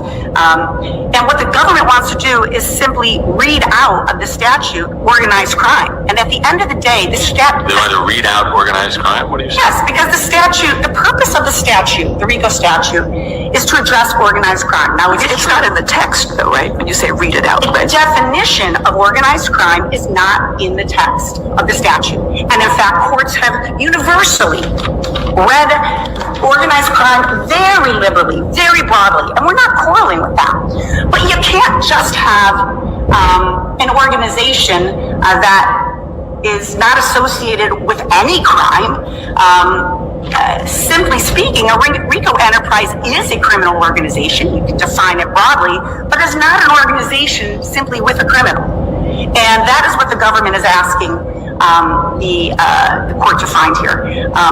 I believe my time has expired. But I mean, you're not challenging the jury instruction, so you're agreeing that everything the district court told the jury they needed to find was correct, right? Your Honor, the jury instructions were consistent with every jury instruction ever given in a RICO case, historically. And frankly, is consistent with what the United States Supreme Court held in Boyle. I don't know how... So the jury wasn't asked to read out portions of the statute. The jury was correctly instructed. So I guess I'm trying to figure out, you're saying that the evidence didn't support the elements that were correctly instructed to the jury. What I am saying, Your Honor, is that the government had an obligation, and in fact, the jury was instructed that the government had to prove the theory of the enterprise. The theory of the enterprise included criminal conduct that was pled in the conjunctive. And if it had been just simply legal activity pled in that indictment, it would have been dismissed. Because routinely, again, and we've cited numerous cases, as does the government, district courts simply do not allow RICO prosecutions or RICO suits to move forward where you don't have an actual fraud or illegal or illicit activity that is the moving force or that is the common purpose. This would be outside the realm of, again, contrary to the purpose. Back on the issue of whether the staff knew the age, sometimes the staff booked the travel arrangements for them, and therefore they had to have identification documents. Isn't that evidence that they knew they were underage? I think if you look closely at the record, you will see that the government was very clever, frankly, of conflating these issues where I do not believe there was any evidence that a employee booked travel for someone who was in fact under the age of consent. So you have to remember that in Illinois, the age of consent is 17. It only becomes a federal crime if it's being videotaped. Now, do these people know what's happening in the bedroom? No. There is no evidence that Was there evidence that the staff made sure that in his backpack he had his iPad and recording equipment? The evidence doesn't show that? It shows that people picked up his luggage. I mean, people pick up my luggage, I pick up other people's luggage. Am I responsible for what's in that luggage? It just takes this to the point of absurdity. We can't say an enterprise exists because unwitting employees are engaging in normal tasks that they do, particularly for high-profile people. Thank you. Thank you. Ms. Bensing? May it please the court, Assistant United States Attorney Kayla Bensing on behalf of the government. Good morning, Your Honors. I want to start with the defendant's challenge to his RICO conviction and what constitutes an enterprise. As the district court stated at the sentencing in this case, the defendant had a system in place that lured young people into his orbit and then he took over their lives. And so I want to start with this claim that was made in the reply brief and is made today before the court, that the enterprise members or that the defendant used his inner circle to simply carry out anodyne activities. Demetrius Smith, the defendant's... What evidence is there in the record that the staff who arranged these things knew that they were underage? Yes, Your Honor. So in September of 1994, I'll start there with the victim, Addie, who testified. She testified that she was 17. She was invited by Kelly's bouncers to come backstage at a concert in Miami. That was 3 days after Kelly's marriage to Aaliyah, in which he bribed a county official in order to hide or alleviate the consequences of illegal sexual activity. And obviously members of his enterprise arranged for that bribery, and so we're well aware of that illegal sexual activity. A few years later, in 1998, Stephanie, who was the victim named in Racketeering Act 2, was approached at a McDonald's by a member of Kelly's entourage. He asked how old she was. She told him that she was 16. Kelly's associate then gave her Kelly's phone number and said Kelly wanted her to call him. This is the same girl who at 17 was instructed by Kelly to give him oral sex in the backseat of a car and to be vocal and make noise while doing so that Kelly's driver and another individual who were present in the car could hear, which was a obviously deeply humiliating experience for her. Turning next to Nicholas Williams, he was one of the defendant's runners beginning in 2003. He answered phones and escorted Kelly's girlfriends inside of Kelly's studios, and he testified that Kelly's female guests were very young, keeping in mind that he was 19 at the time. He also testified that he could hear sexual activity and yelling between the defendant and his female guests. The jury is entitled to infer from that Kelly's employees helped maintain and facilitate Kelly's contact, including sexual contact, with these underage women. I want to also turn to Anthony Navarro's testimony. He was another one of the runners employed by Kelly. Navarro, who started working for Kelly in 2007, specifically identified that he would help answer phones for Kelly's girlfriends. That was his word, and there was some claim in the reply brief that these were just female guests, but he testified using the word girlfriends. And he identified them as looking very young, specifically mid-aged teenagers. And the jury heard testimony from Geronda about how she recognized Navarro as one of Kelly's runners who she interacted with when she was 16 years old being sexually abused by Kelly. In addition, there's Cheryl Mack. She was Kelly's assistant beginning in approximately 2013. She repeatedly saw Kelly with 17-year-old Jane. She had booked travel for Jane as early as April 2015, so she knew Jane's age. And a couple months later, in July of 2015, she testified that she observed Jane going to perform oral sex on Kelly. There's also Suzette Mayweather's testimony. She learned that Jane was 17 years old in the fall of 2015. She knew that Jane was one of Kelly's girlfriends. She observed her following all of the same rules as Kelly's other girlfriends. There's also testimony from Jane about Juice, who was another one of the defendant's girlfriends, but whom Jane testified acted as one of the defendant's assistants. Juice helped teach Jane rules, and Juice also knew Jane's age. I believe that's in the SA 527. So this is all evidence that the jury was entitled to infer that Kelly's inner circle knew what was going on, that he was recruiting and maintaining underage women for sexual activity. Does the, allegation that Kelly was also inducing these folks to come in violation of state law because he was infected, is there evidence that his entourage or the folks in the enterprise knew about Kelly's status as infected with herpes? Yes, there is. There's testimony that his assistants picked up his Walgreens records. Anthony Navarro, who was one of the runners, testified that he would pick up Valtrex for Kelly. That's at A467 to 68. Diana Copeland accompanied Anna, who was one of the testifying victims at the trial, to the hospital for her STD test. And only Diana Copeland received the results of that test, not Anna. Juice, again, who Jane testified was like an assistant to Kelly, Was there evidence that the staff knew that Kelly wasn't disclosing his condition? Well, a number of the women, in fact,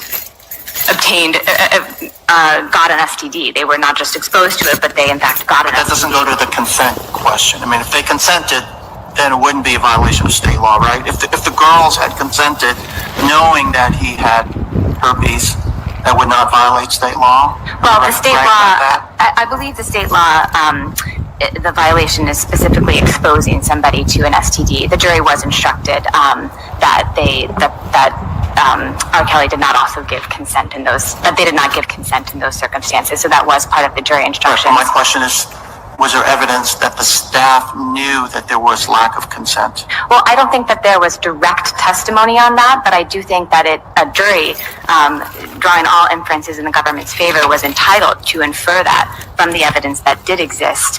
And again, just to complete the record on that, about the testimony by Jane about Juice, that Juice took Jane to see a doctor in downtown Chicago, and she was prescribed medication for her herpes infection.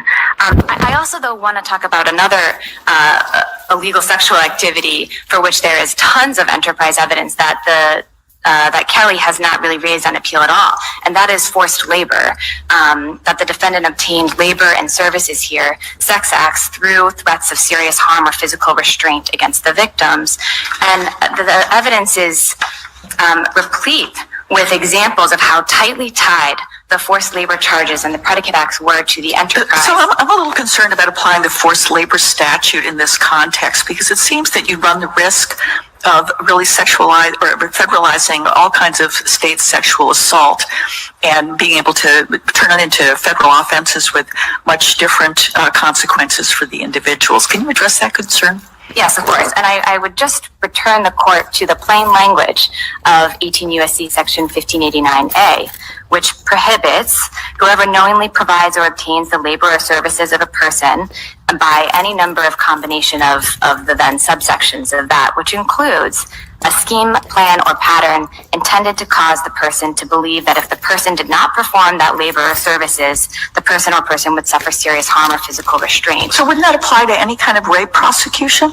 So I don't think the court has to reach the outer boundaries of what the statute may or may not apply to in this case, because there was a clear pattern that was far beyond something like a one-time rape. So for the specific victims, in some cases we are talking about just one or two instances, right?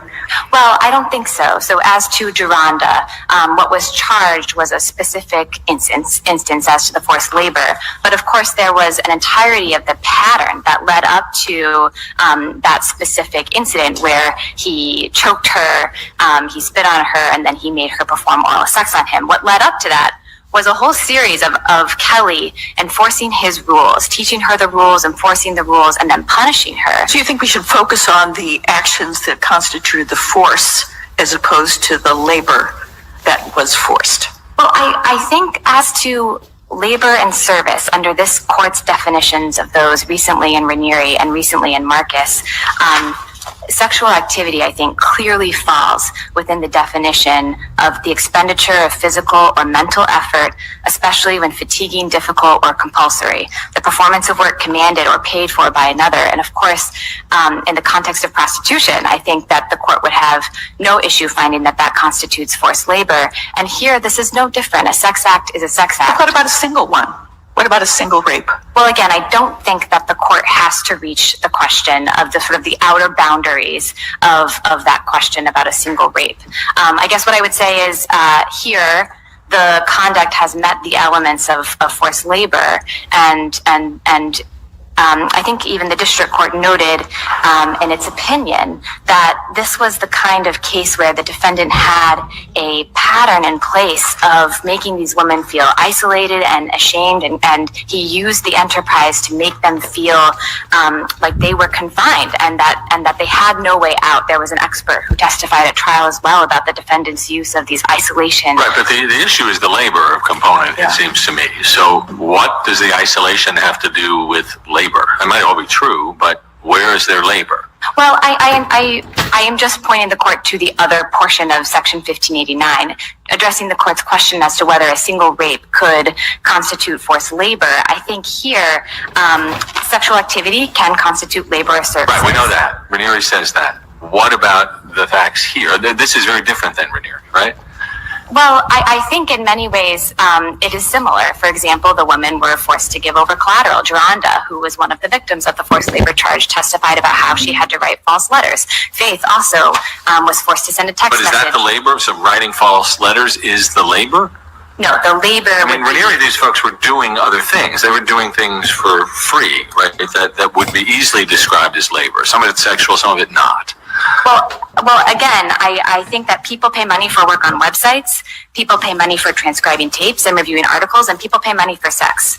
So I think under the definition that this court has given in Ranieri. So I think that's where we're back again. You keep saying we don't need to go to the outer boundary, but it seems to me your argument is any sex acts, including a rape, is forced labor. I believe that sexual activity does count under this court's definition of labor and service. And again, I would just note that, of course, the other provisions of the forced labor statute would also have to be met. And that may be where there's a limiting principle in terms of whether a single rape would constitute forced labor, because the whole other part of the statute would have to be met, which includes, as relevant to this case, the use of the means of any scheme, plan, or pattern intended to cause the person to believe that if they didn't perform the labor and services, that person or another person would suffer serious harm or physical restraint. And so that brings me back, I think, to sort of my initial point, which is, and I see that I'm over my time, so I can continue to address sort of the record evidence. Go ahead. There are a lot of issues here, so we may want to get to some others too. Okay, so just very briefly, I think the record is replete with evidence that the enterprise was tightly tied to the facilitation of the forced labor predicate acts in this case. Members of the inner circle heard Kelly beating his girlfriends. They knew that Kelly was isolating his victims, and they helped him do it, including by enforcing his punishments, such as watching over them while they were confined to a bus for prolonged periods of time. There's testimony about that from the Mayweather sisters, from Diana Copeland, and employees were punished when they didn't comply. There were financial sanctions when they, for example, Copeland testified that she let Anna escape. And so I have numerous other examples of that, but if the court has questions about any of the other charges. I'd like to ask about restitution. Yes. And about, it seemed to me that the record was weak, that Kelly infected Jane and the second young woman with herpes in states where the exposure was illegal. And I wondered if what the government's position is on that. If Kelly gave Jane herpes in the state where the exposure was legal, someplace other than New York or California, do you agree that she would not be entitled to restitution? Well, I think the record here establishes that the first time that Jane had sex with Kelly. So her first exposure to the STD was when she was in California, and that was the basis for that particular racketeering act, and for the charge as well. And so that was the first time that she was exposed. She subsequently, later that summer, tested positive for having herpes. And so I think that the record has demonstrated that the crime was exposing her to herpes, and there's direct causation that she then later contracted herpes. And just to close the gap, she also testified that she had not been with any other sexual partners at that time. Right. So I think here we do have direct and proximate causation, and of course the district court had the facts to make that determination. And as to Stephanie. So she had filed, I believe she filed a letter with the district court indicating that the defendant had exposed her with herpes, and that was part of the sentencing record. But in addition, the government had referenced Joe. And today, we're looking at the biggest bombshells from Investigation Discovery's 4-part expose about Nickelodeon. Everyone knew it, from New York to California. So who would we go to? Who could we possibly go to complain about this? Amanda Bynes replaced Katrina Johnson. I had less and less and less and then no time with Dan. So the new favorite had arrived. I was out. From 1994 to 1997, Katrina Johnson was the youngest cast member of Nickelodeon's hit sketch comedy series, All That. During her time on the show, she was one of Dan Schneider's favorite young actors, and as she recalled in the docuseries, he even considered giving Johnson her own show. But as she got older, her appearance became an issue for the producers, particularly her weight, which they called attention to. I mean, that stuck with me.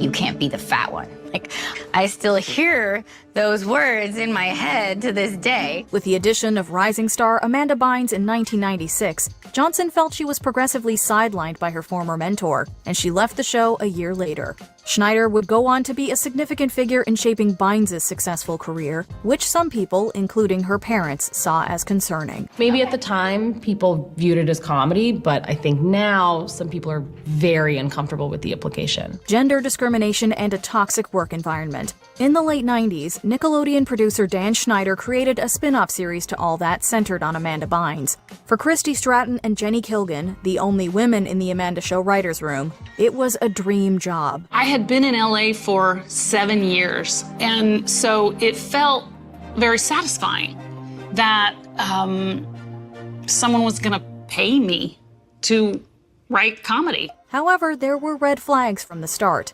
Stratton and Kilgan were made to share one salary between them, which isn't exactly legal, and along with other female staffers, they allegedly endured Schneider's misogynistic behavior, degrading jokes and harassment. I don't want to talk about that. I mean, it's not that I'm not proud of it, and I'm also like, ugh.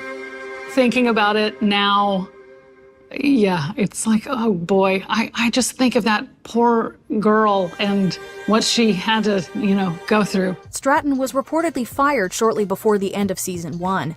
Kilgan quit just days into season 2 and filed a lawsuit against the production company for gender discrimination, ultimately settling out of court. The awful experience had a lasting impact on their careers in the television industry. I knew that this was the end of my career, so it had better be worth it. Like, it had better stop. And to learn that it didn't stop, that it was all for nothing. Sexualizing the female casts. In the early 2020s, people revisiting Nickelodeon shows from their childhood have noticed that some content was undeniably bizarre, bordering on the explicit. Once I saw it again as an adult was when that memory came back. So I was like, oh, wasn't funny. It still isn't funny to me. Old webisodes of Ariana Grande went viral, showing her Victorious and Salmon Cat character Cat Valentine attempting to juice a potato, among other suggestive acts. Former employees also noted that Schneider was instrumental in choosing revealing clothing for the young cast and writing adult jokes into the episodes. It was clear that there was a permissibility around these sexualized jokes with children. It was par for the course. Like, strange things amuse Dan. And that was just one of the things he thought was funny. Prior to Quiet on set, Zoe 101 cast member Alexa Nicholas had already been vocal about her discomfort working on the show. Although she doesn't appear in the docuseries, they reference Jeanette McCurdy's 2022 memoir, I'm Glad My Mom Died, in which she detailed the creator's verbal abuse and inappropriate interactions. He'll call people idiots, buffoons, stupid, dumb, sloppy, careless, and spineless.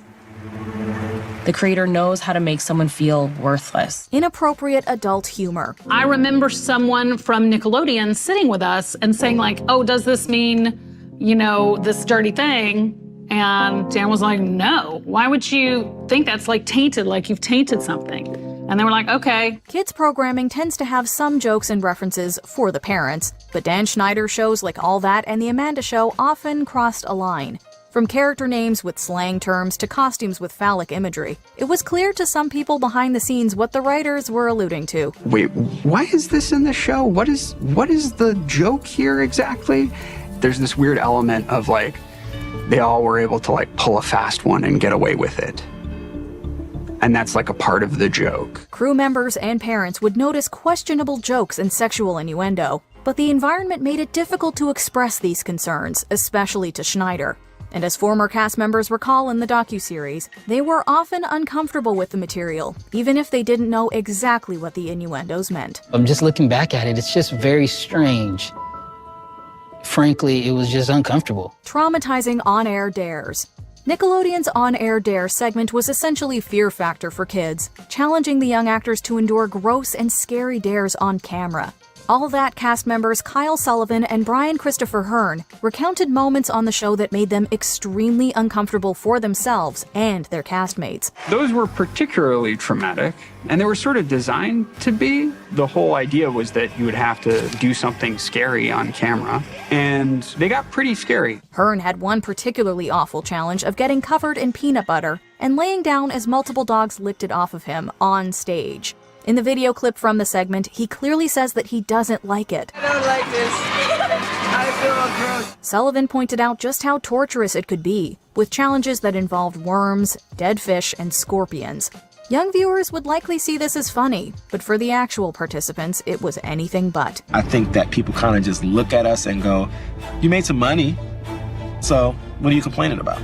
And yeah, we collect our money, sure, but at what cost? Racist sketches starring black child actors. My time on Nickelodeon played a big part in how I dealt and still deal with racial issues. With shows such as Kenan and Kel, Nickelodeon always seemed to value and encourage diversity. But in the docuseries, All That stars Giovanni Samuels and Brian Christopher Hearn said that compared to their white castmates, they felt, quote, overlooked. I understood the magnitude of being the token black girl, but I didn't realize how significant that was until years later. Hearn recalled a hurtful incident when a strange character required him to wear a bodysuit, and someone offensively joked about the skin tone color it should be.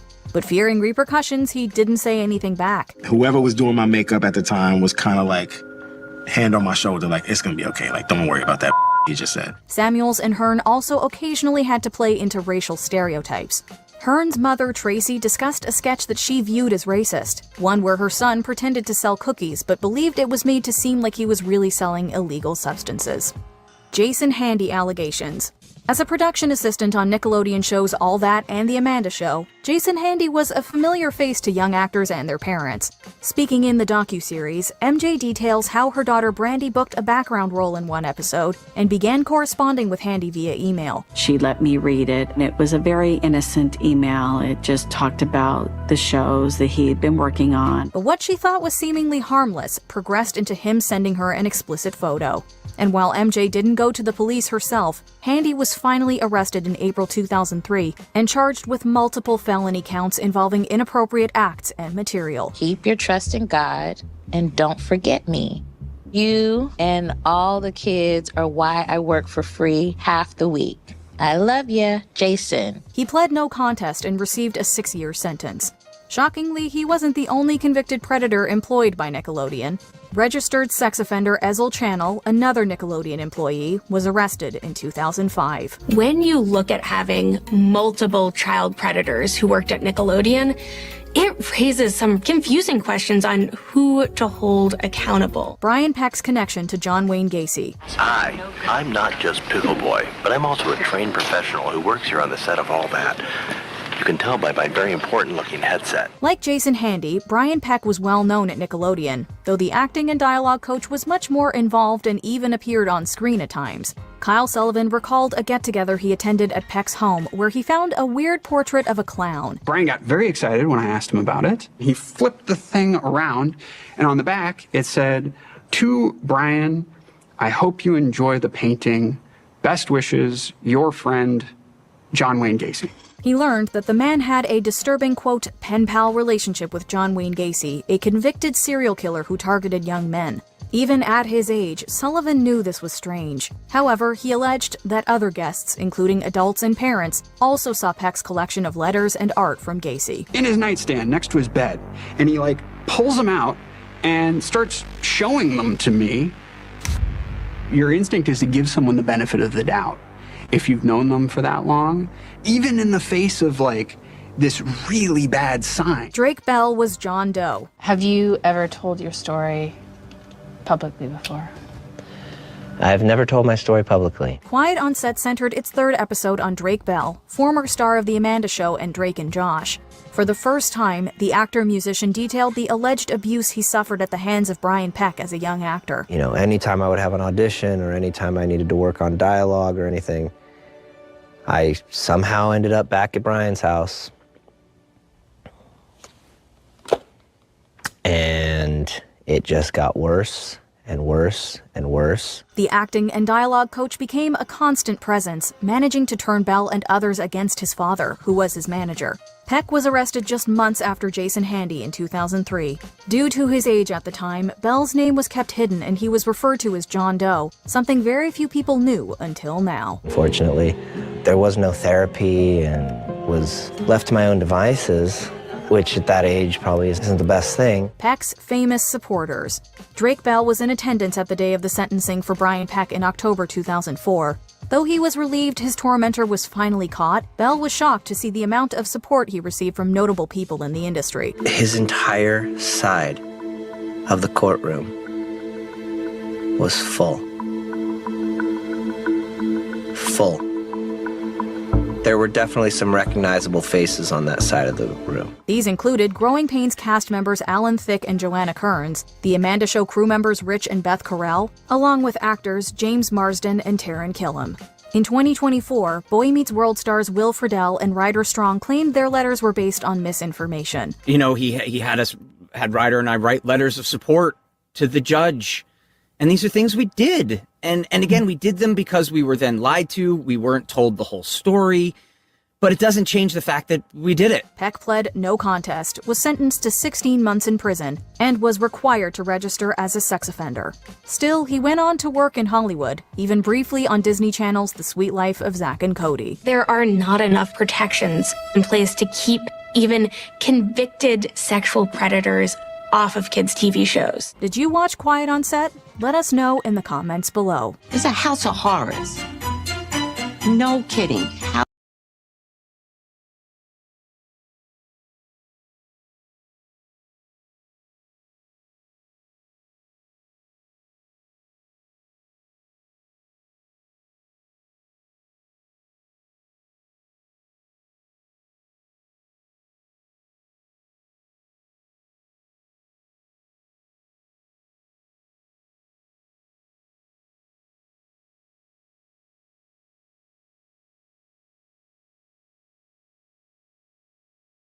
Wow, but nobody's talking about this. And even after he was convicted and had to register, he got a job with Zack and Cody on Disney.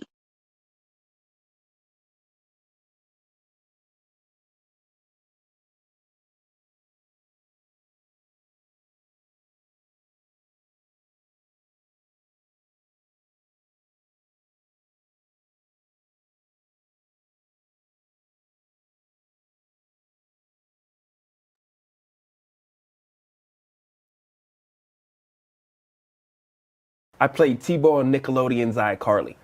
I got a chance to watch the Quiet on Set program, and I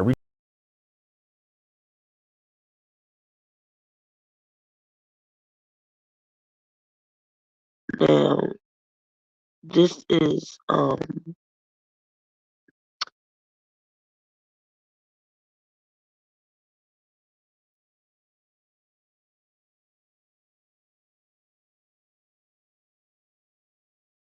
think it's Dan Snyder. This is the one that worked for Nickelodeon for all them years. I mean, where I got his picture at?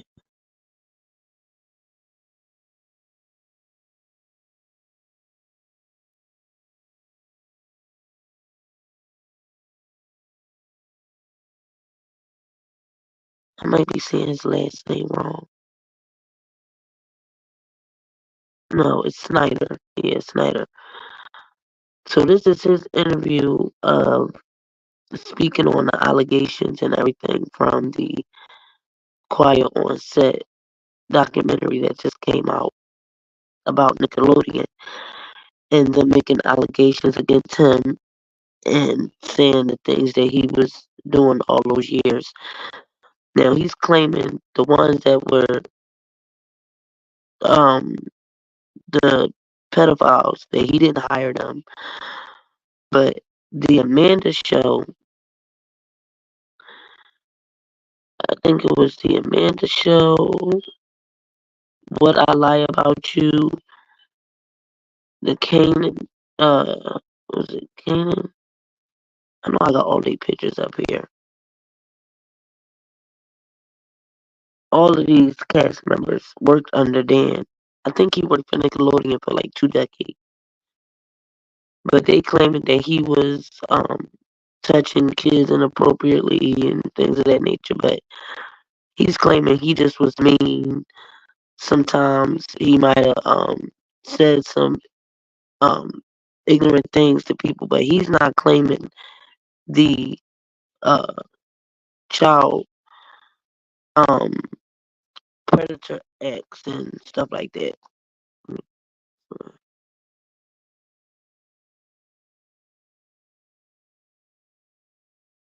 To Dan to see if it was something that he'd be willing to discuss.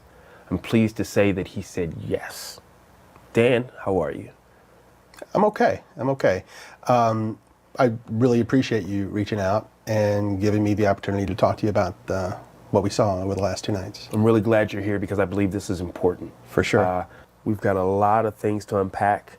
But before I dive into my list of topics that I'd like to discuss, is there anything you'd like to start off with? Absolutely. Watching over the past 2 nights was very difficult.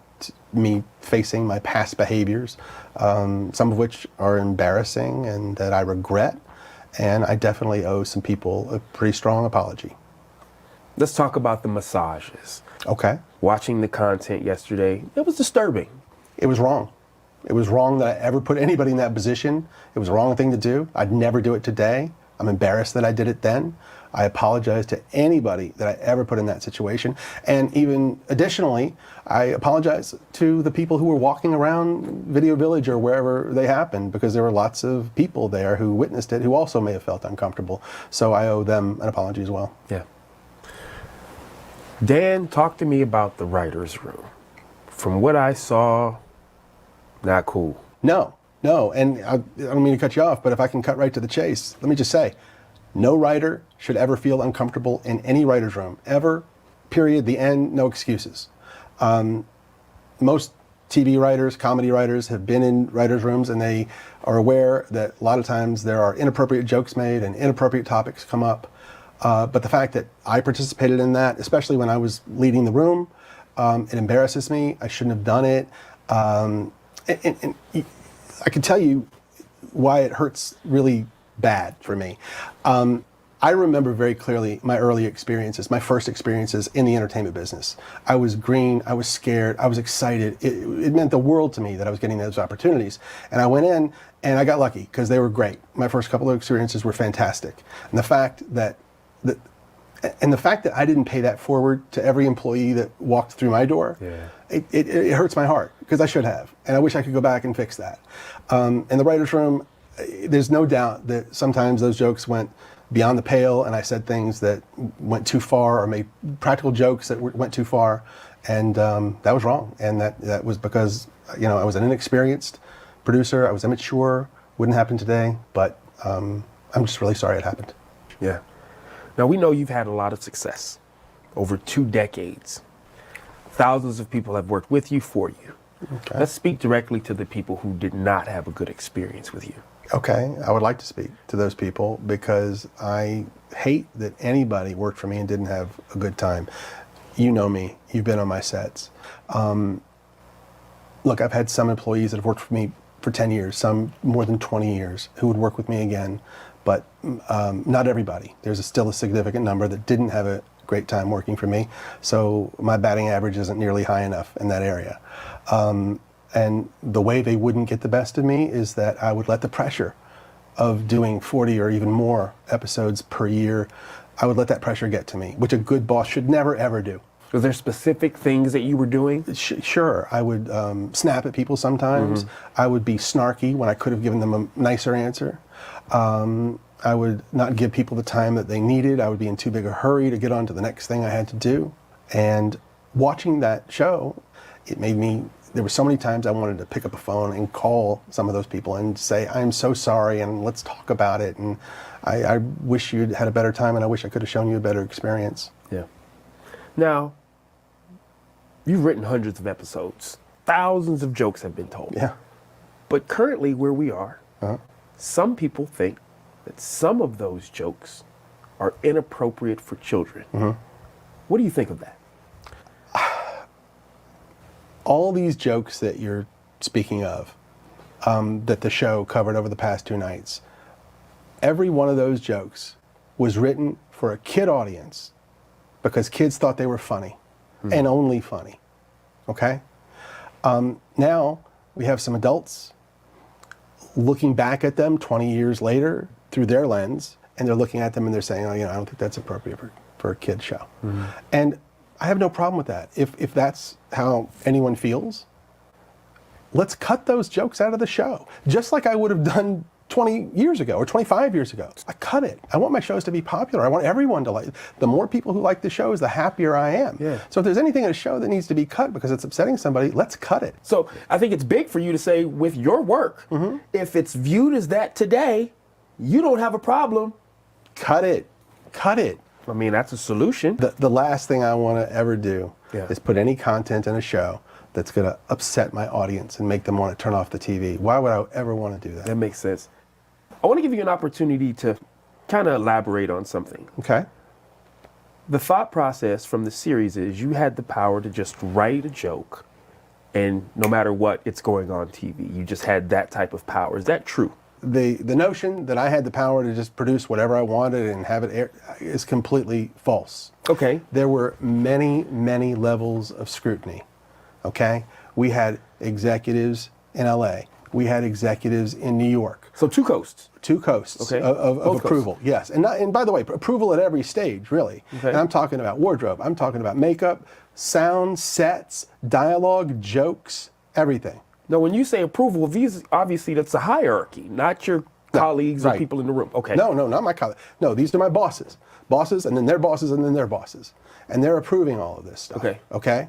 And we're also shooting it in front of all sorts of adults and caregivers and the set teacher and the families. Everybody's watching it.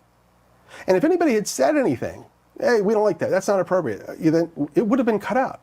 Now, I'm gonna push back a little bit because the series painted you in this way that you were just the guy that was doing what he wanted, and people were afraid to confront you about things. So say, just humor me, say that was the case. What would have been the ultimate way to... Okay, if nobody on the set, if all of the dozens and dozens of adults that were on the set, if they didn't say anything, if my bosses said, if they insisted, you got to make a change here, you got to cut that, I had to do it. I had no choice.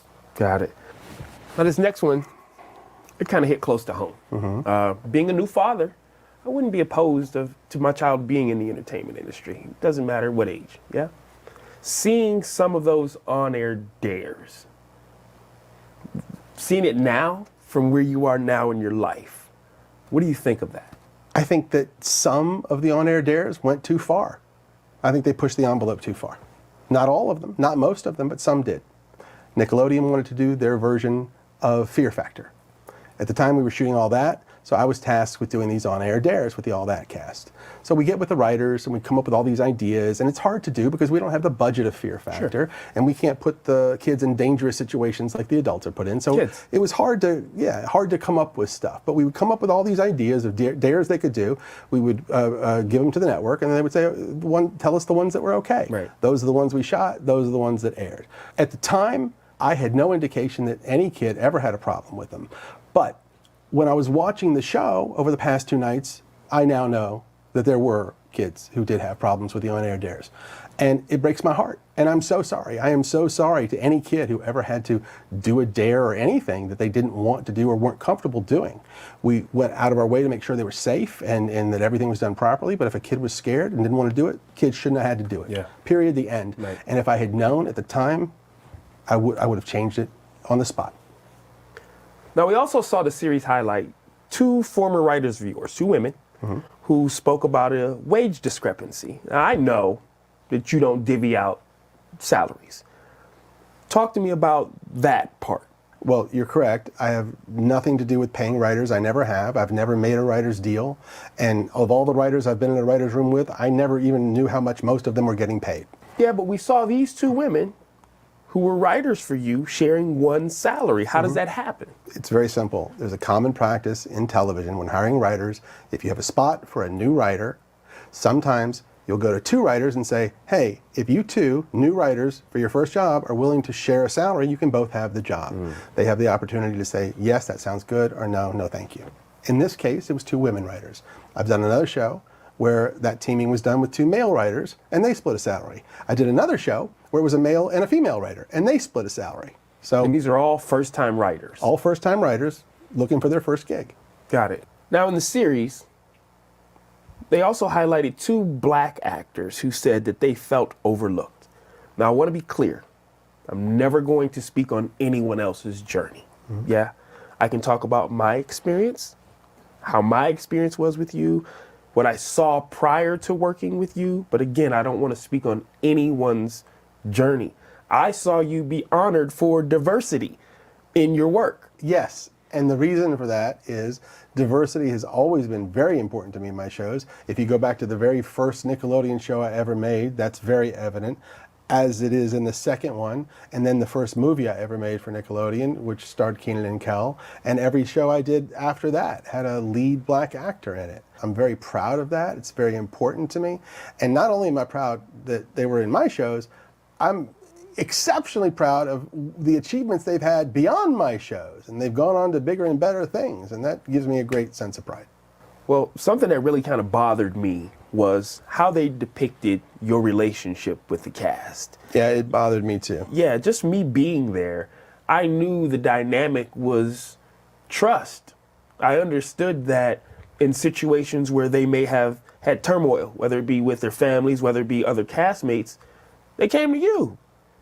Versus how they made you look. With that said, Amanda Bynes was brought up in the series and her emancipation and how you were involved in that. Can you talk to us about it a bit? Sure.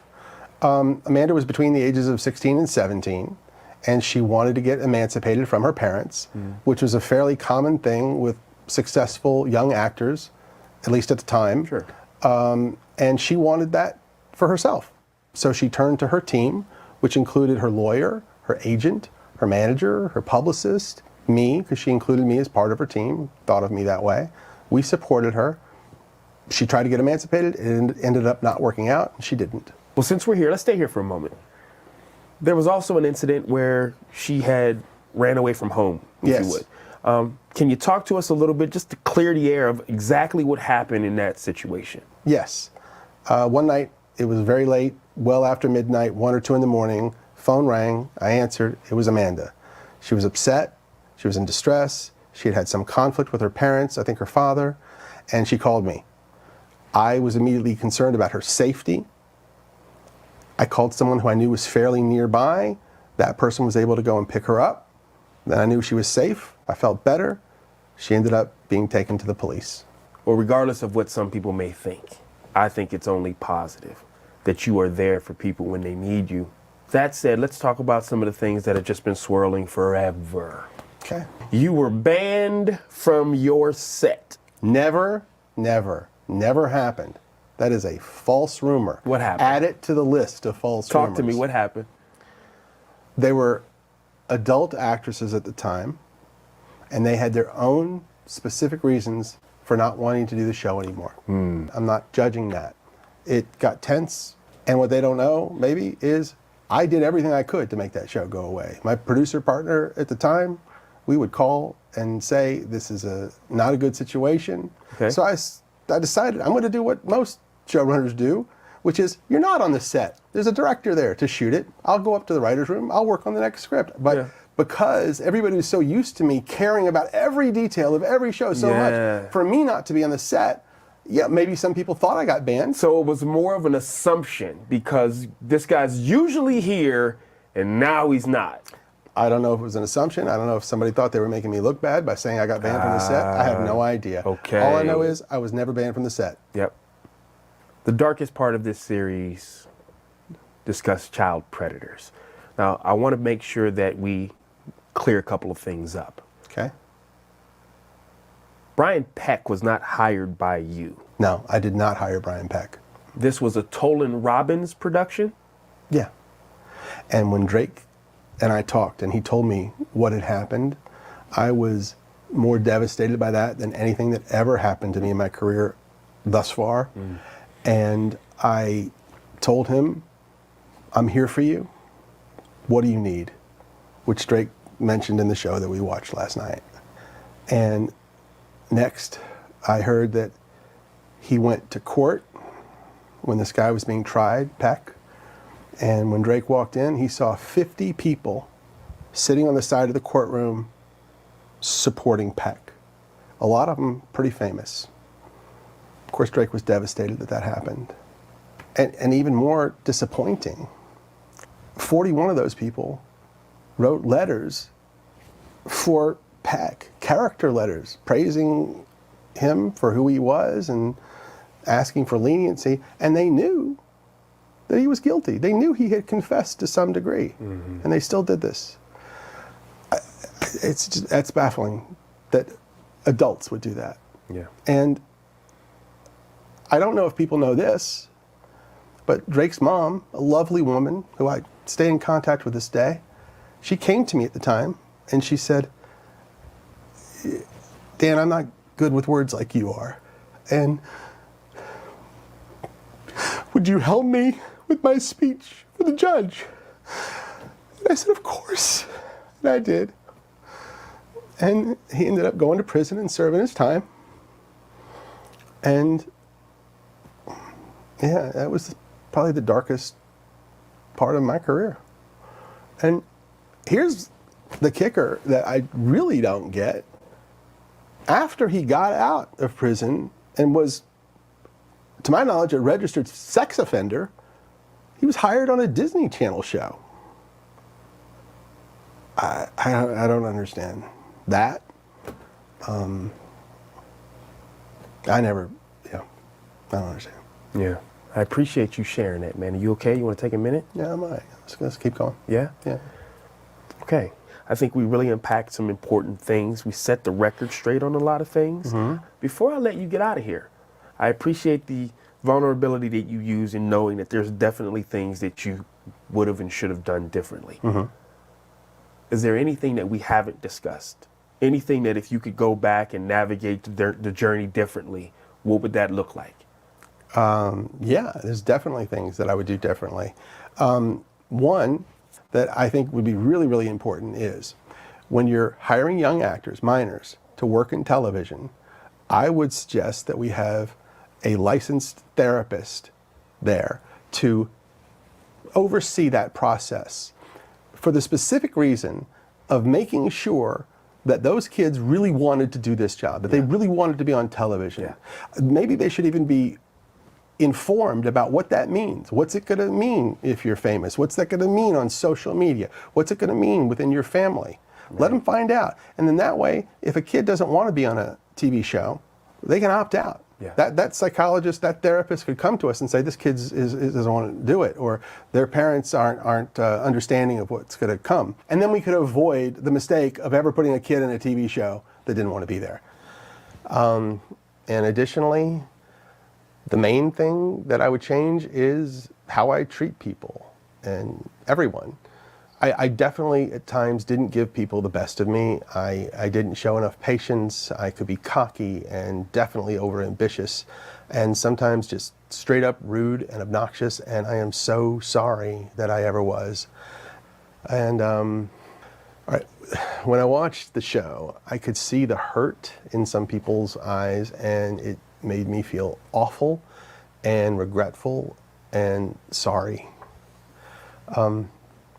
I wish I could go back, especially to those earlier years of my career, and bring the growth and the experience that I have now and just do a better job and never ever feel like it was okay to be an asshole to anyone ever.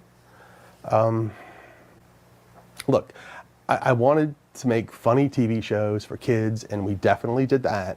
But if I could go back, I would get it done in different ways. I'd just be nicer as often as possible and listen more to the people on my team.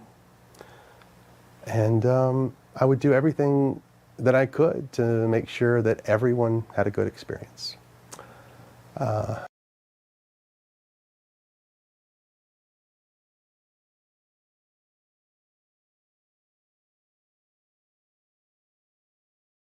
And Natasha, you funny. You said he lying.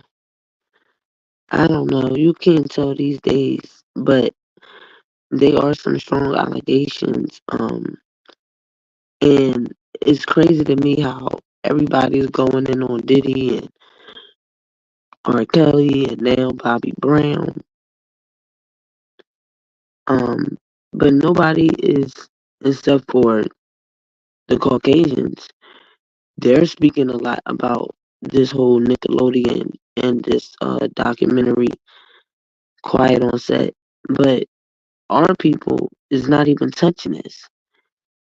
And the crazy thing about this Nickelodeon thing is one of the guys who was convicted and had to register as a sex offender, he got out and he's working on, well, he has worked on the Zach and Cody show. So he got out, registered as a sex offender, and they still let him work under Disney. Like, that doesn't make any sense. And during his court date, over 50 other individuals in the industry was there in support of him. So you got all these people that's working under Nickelodeon and Disney that's supporting a man who had to register, who admitted to, I think it was no contest. I forgot what he admitted to, but he admitted to doing wrongdoings to Drake. Yeah, Brian Peck. So how the heck was he able to get another job for Disney? Doesn't make any sense. But like I said, nobody's talking about this. And if you haven't watched the documentary, you should. They name a lot of powerful names in the industry under kids shows, Nickelodeon, who was a part of this team for 2 decades.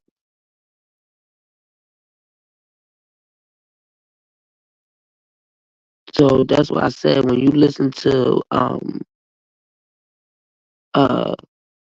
him saying he didn't hire them, well, your bosses did, and they worked around these kids for years. It's crazy. And back to what I was saying about public opinion is not the law regarding R. Kelly and Diddy and everybody else. Is because they automatically put you guilty as you did these things, but Brian Peck admitted to being guilty, had to register as a sex offender, and he still was able to get a job working with Disney. Not mute him, uh, none of that. Nothing. And even when he was going through his court, um, you ain't see no big media platforms exposing what he was doing to them kids in Nickelodeon. They kept that quiet.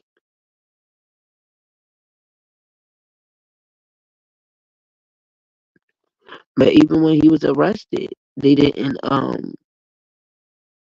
but they still protected him. He got out and got hired under Disney while he was a sex offender. So they still was protecting him. It's crazy.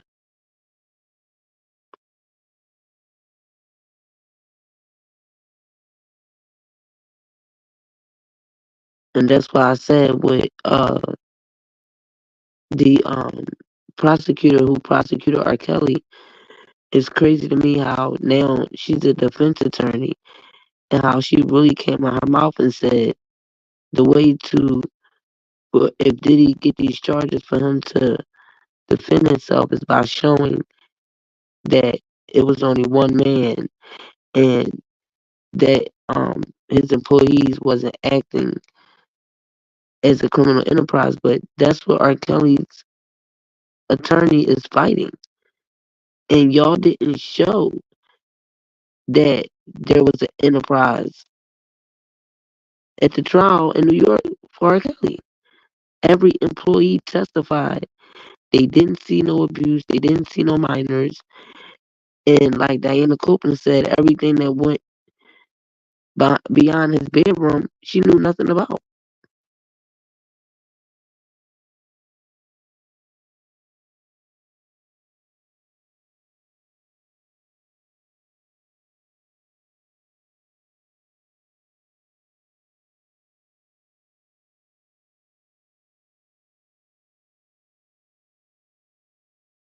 To deal with having sex with an underage minor. However, the Racketeering Act, the RICO Act, does have certain acts within them. There are 11 acts within that, and the prosecution only has to prove 2 beyond a reasonable doubt.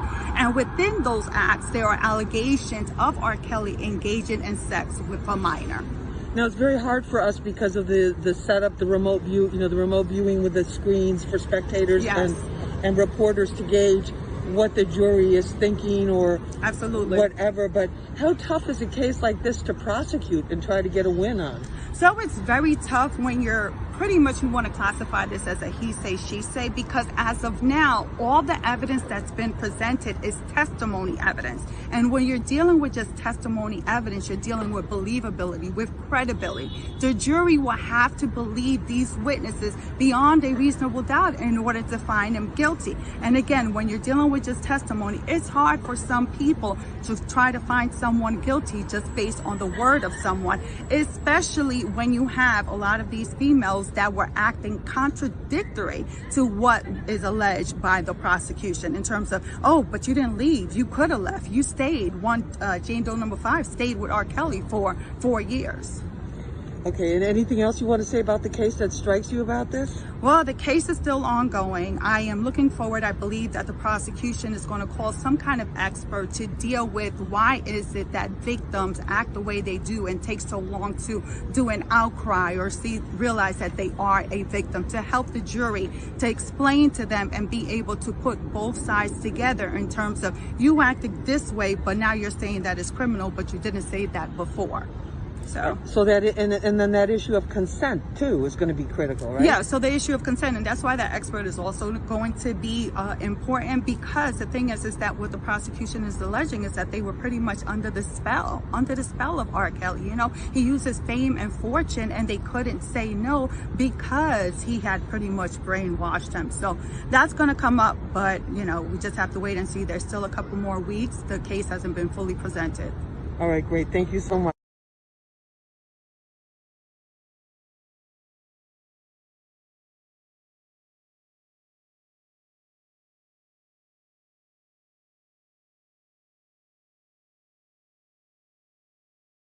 testimony evidence. Just like Judge and Donnelly kept saying, the accuser's testimonies were direct evidence. And as far as Diddy goes, I'm starting to believe the same thing that Uncle Luke is saying.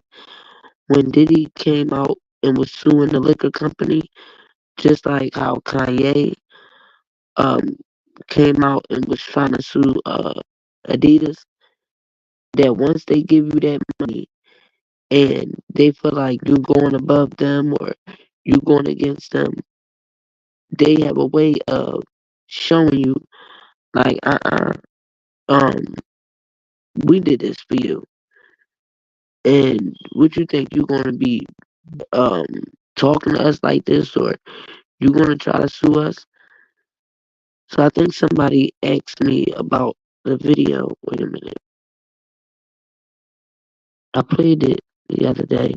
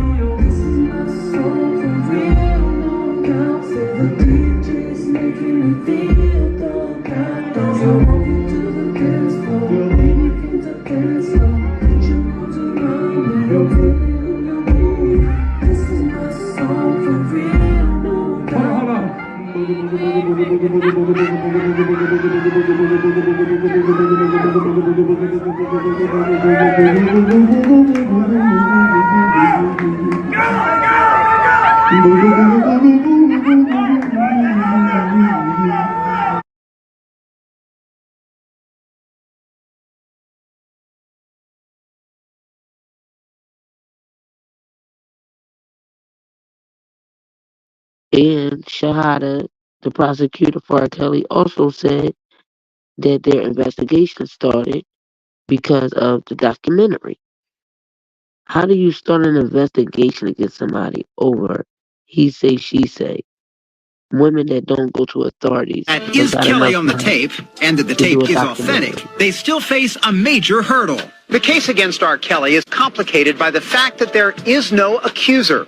Like Kelly, the girl alleged to be on the tape says, "It wasn't me." She denied it. Her mom and her dad denied it. And a few other people have denied it. She's gone in front of the grand jury and under oath denied that this. But even if the jury is convinced that that is Kelly on the tape, and that the tape is authentic, they still face a major hurdle. The case against R. Kelly is complicated by the fact that there is no accuser.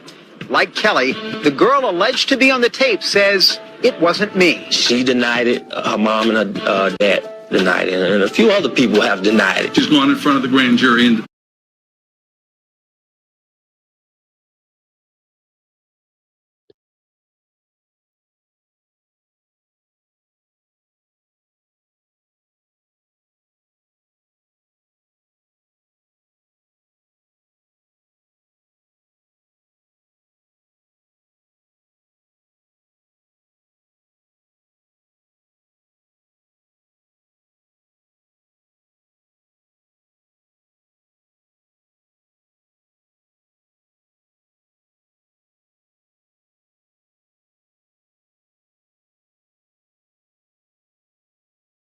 that if you're accused of something, show the evidence. Some women might hear that and say, "How could you say that, Mrs. Trump? You need to stand with women." What would you say? I do stand with women, but we need to show the evidence.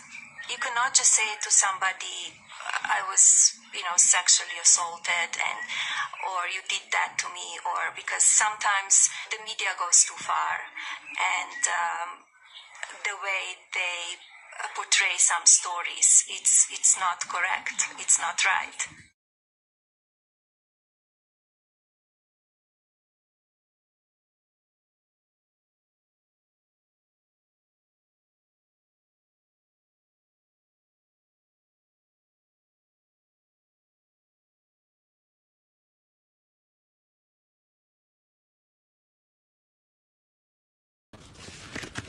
Cleaning out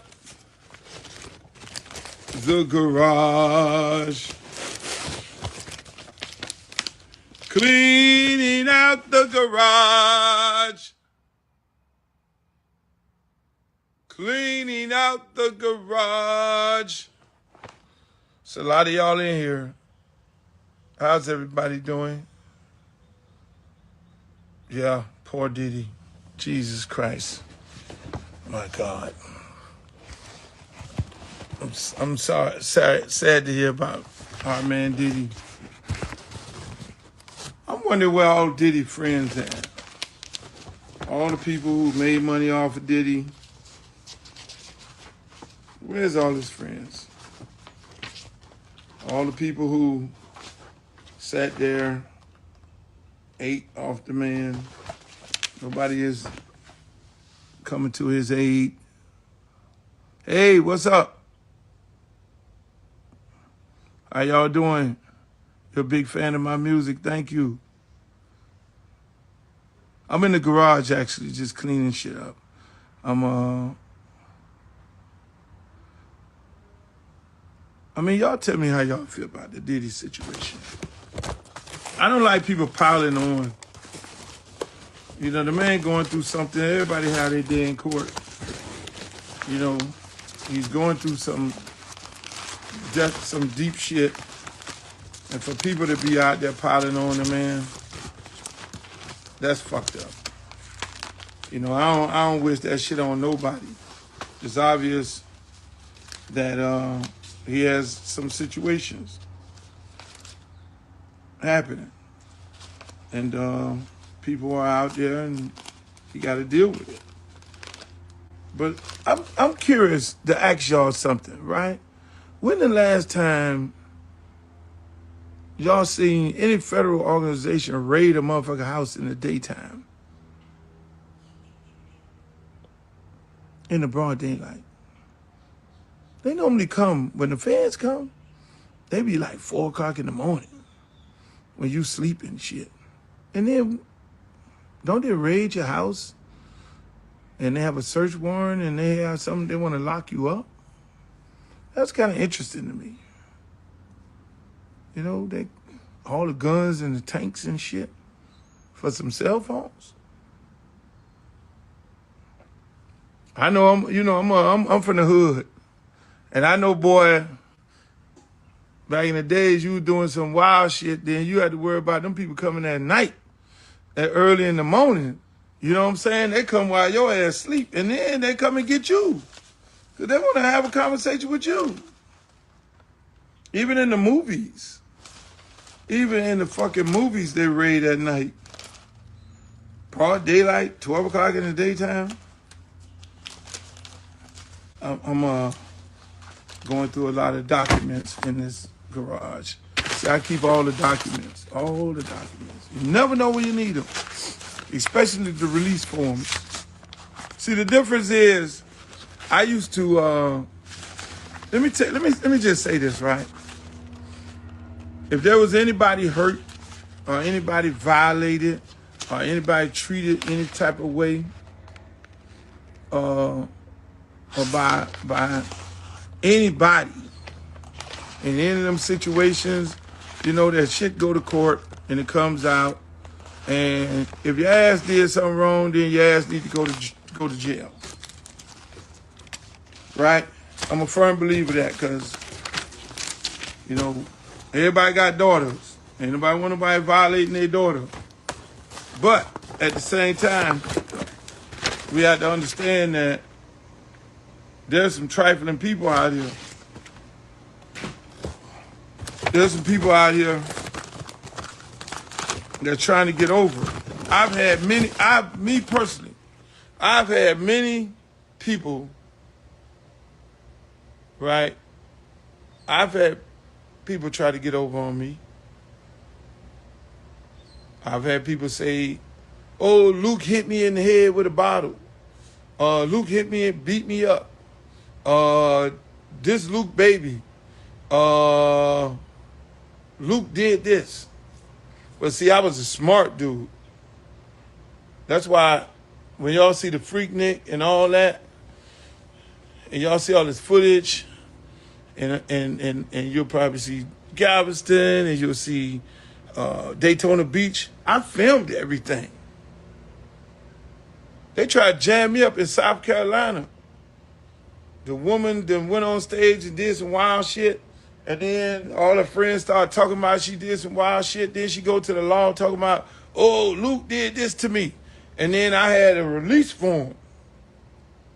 The police called me up, say, yo. Mind you, I never do nothing. I always stand to the side. Yo, I have a lady that's filing a complaint. And I say, I got a release form of the individuals who signed the release to get on stage and dance with the girls. Here is her name on this list. Bam. Yeah. Matter of fact, and I got video. So don't come to me with that shit. And see, that's the thing. When you're an artist, you're a target. Now, I'm not going to say some of these artists don't do wild shit. They do some wild shit. Trust me. You know, and I know when the wild shit get ready to happen, and I leave. But that's why I ain't in that in crowd. What up, Jeff? I'm not in that in crowd. I leave. I'm out of there. I'm going. See you later, alligator. You know, when the wild shit, the party get good, and, early on, everybody had a guest and everything, party get good, but then there's a time that you need to leave the party. There's a time that everybody needs to leave the party because ain't nothing good finna happen good afterwards. People gonna, start doing their little thing. Their little wild shit. And so you kind of get the vibes. You know who's known for doing wild shit. You know us in the industry, we know who's known for doing wild shit. So when you see that dude in the party or that girl in the party, you be like, okay, man, it's time for me to go. Them damn red flags go to coming up. Okay, it's time for me to go. Hey, look, I'm going with the white folks, with the sponsors and shit. And so again, the way they, listen, man. I look at my man Diddy. I like Diddy. I know Diddy from when he was with Andre. Know his whole history, doing parties. Have a lot of bad things been around him, yes. But he's really a good guy. From what I know, I don't know what people do in the dark. But I know him as the guy that I meet, the guy that I've talked to on several occasions. He's a genuinely good, respectable guy. You know what I'm saying? He's really he's real sensitive also. He ain't the big tough guy. I could name you some big tough guys in the industry. They tough guys, but they really ain't tough neither. Half of these dudes be claiming that they tough. Them dudes, man, they done went to college and shit, got degrees and all that. They just walk around trying to act like somebody that they heard about in the hood. And Diddy is not that tough guy. I remember doing a peep show, and it was a guy that came in. While y'all see the peep show where I was interviewing Jay-Z and the girls were sitting there, at that same shoot, there was a guy that came in and made some comments about Diddy, and Jay-Z told him, call up Big and say, Big, man, this dude's saying some wild shit. And I'm sitting there in amazement, and this dude's saying some wild shit about Puff. And then I'm sitting there like, what the fuck is this dude talking about? Said he went to school with him, and I'm like in amazement too. I'm interviewing Buddy. I don't know why the producers had me interview this dude. And so, the Puff called me and said, man, please don't air that shit. And called up BET, who owned the show, and said, please don't air that shit. This man lying, this man. And so eventually we didn't air it. We didn't air it. Somewhere in a can in the vault, because, dude had a bone to pick. And that's how it used to be. You know, when we always looked out for each other. If somebody said some wild shit, or if somebody saw somebody doing some wild shit, then we would be like, yo, man, hey, man, why don't y'all chill and shit like that? You know, there have been many, many times, you know, it's everybody trying to come up. Where people go and they come to these parties and they be trying to get chose. But you got to be smart enough. You know, knock on wood, I don't even have to knock on wood. You know, I'm the fucking wild and crazy dude in my heydays. Mr., you know, Luke with the wild parties, wild yacht parties, all this shit they doing right now on the yachts and all that. But the people around you had to be professional enough to make sure that they got to protect you. They got to protect the situation. Because you can have a grown-ass person sit, you can have a little, some young-ass person in the room where they don't need to be in there. So the people around you, all these people, they so busy, especially fucking bodyguards, they so busy worrying about a dude where, hey, look here, they need to be checking ID and shit. And dudes around me was like that. We had parties and shit.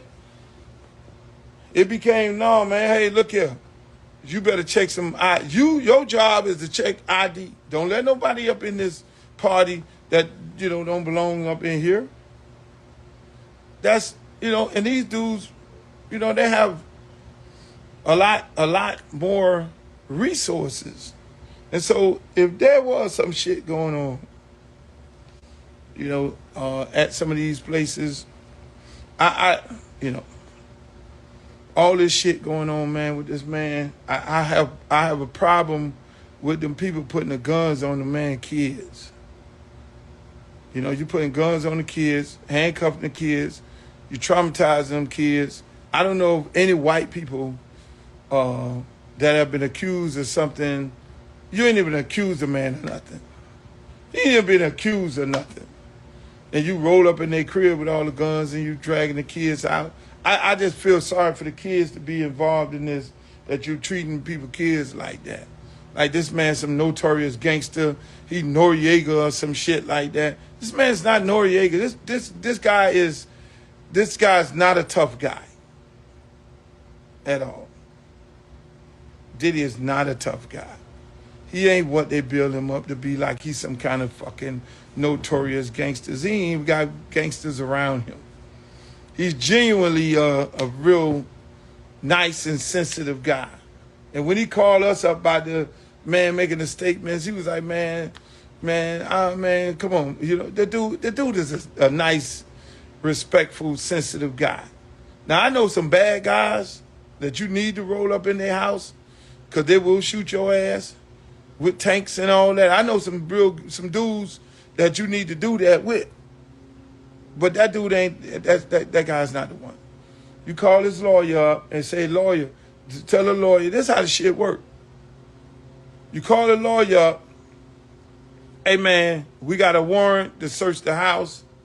Or if you feel like you're going to call the lawyer up and give him the heads up, then you just, because the lawyer going to then feel like, if you call the lawyer, you feel like you're going to fuck with some evidence, you want to do a surprise attack. They do that shit early in the morning. 4 o'clock in the morning when everybody there. We have paperwork saying we need to come up in this motherfucker, get all this evidence. And so we got to come surprise your ass. That's what you do. You know, and then now you then whether press charges or not because of the evidence that you got. Them people need to have been doing a press conference. I was waiting for the press conference. Why y'all just ran up in a man's house like the Gestapo in the United States of America? You need to tell the public what the fuck just happened and why you just did that. But, unfortunately, I mean, shit. They rolled up in Donald Trump's house and they said we were looking for them documents that you stole. And they went up in there and got the motherfucking documents. You know? They had a press conference after with the general, the attorney general. Hey, look, we rolled up in the house. because he had some documents that he took after being president, some sensitive documents, and we rolled up in his shit and we got the documents. That's how that worked. And you told the public why you did that. You know, we live in the United States of America, not a communist country. In a communist country, they roll up in people's shit and take people's kids and drag them out in the streets and shit like that. Why are we living like a communist country right now? That's the problem I got. If the man did something wrong, you trying to go up in there and get some shit, take your ass up in there like they normally do, 4 o'clock in the morning, and go up in there, you know, because you don't want nobody to throw no evidence away. And if you find something, and then when you do that, and you got the media and everybody all on this shit, then you got to come out there and have a little press conference and say, yo, we rolled up in the man's house, and we were looking for evidence and of this right here. There's been a whole bunch of allegations and shit like that. And so we felt obligated to go up in here. You know, we have a lot of letters from people who said they were violated in this many ways. And so that gave us probable cause, went to a judge, whatever his name, he signed the paperwork. The judge, because it take a judge in order for you to do a search and seizure. The judge signed the paperwork. We had probable cause to go in there, and this is what the fuck we was in there doing. We ain't gonna tell y'all what we were looking for, but there's an ongoing investigation. Bam. All this fucking grandstanding. So if you did something wrong, it comes out. I'm not condoning nobody doing nothing with no underage people or whatever the fuck it is, or breaking any law. But again, you know, you know, I don't like kids being thrown down on the ground and shit like that. You know, if you're gonna search some shit down, you search some shit down. If you're going up in there for some cell phones, you need to locate the guy too, because you need his cell phone too. You going there for some cell phone? You need to come on out with all kind of evidence. You need the videotapes out the ceiling and shit, showing people came in the house. But again, you know, that's the world we live in. It's not a problem. I just hope that the truth come out in whatever shape, form, or fashion it is. That the truth come out of this situation. You know, and for whatever it is, if somebody did something wrong, they need to go to fucking jail. And if somebody didn't do something wrong, then they need to say they didn't do nothing wrong. But we already know this. You know, it's rough out here. It's rough out here. It's rough out here for a brother. It's a lot of things going on around here. You know, can't keep up with this shit.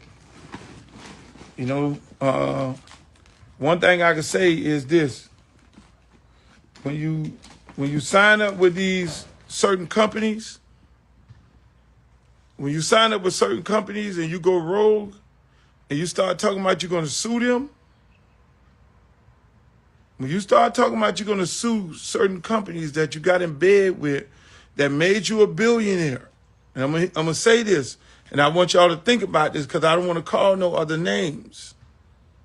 I don't want to call no other names on it because I don't want to be getting no viral moment on this bitch where they video my shit and have me on the shade room and everywhere, other fucking room. Think about what I'm getting ready to say to you all. When you sign up to these major companies, these major corporations, and they make you a billionaire, and you're doing all kind of wild shit around them and all kind of wild shit with them, and they make you a billionaire, they feel like they made you. They feel like they made you. So when you go rogue and you get to the point where you go to talking that shit about suing them and acting like and talking all that wild shit about you this and you that, and you suing them and they treating you some kind of way, and when you go rogue, them people coming.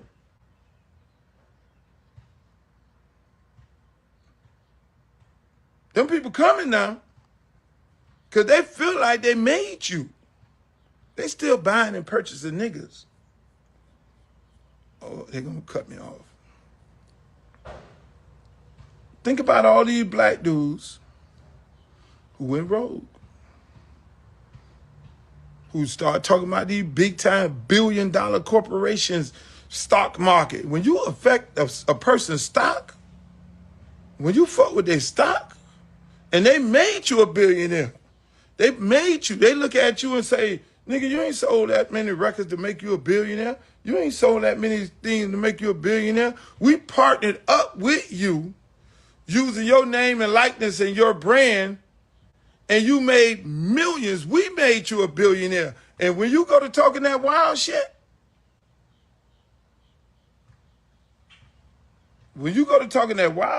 hey, happy birthday. They will break you.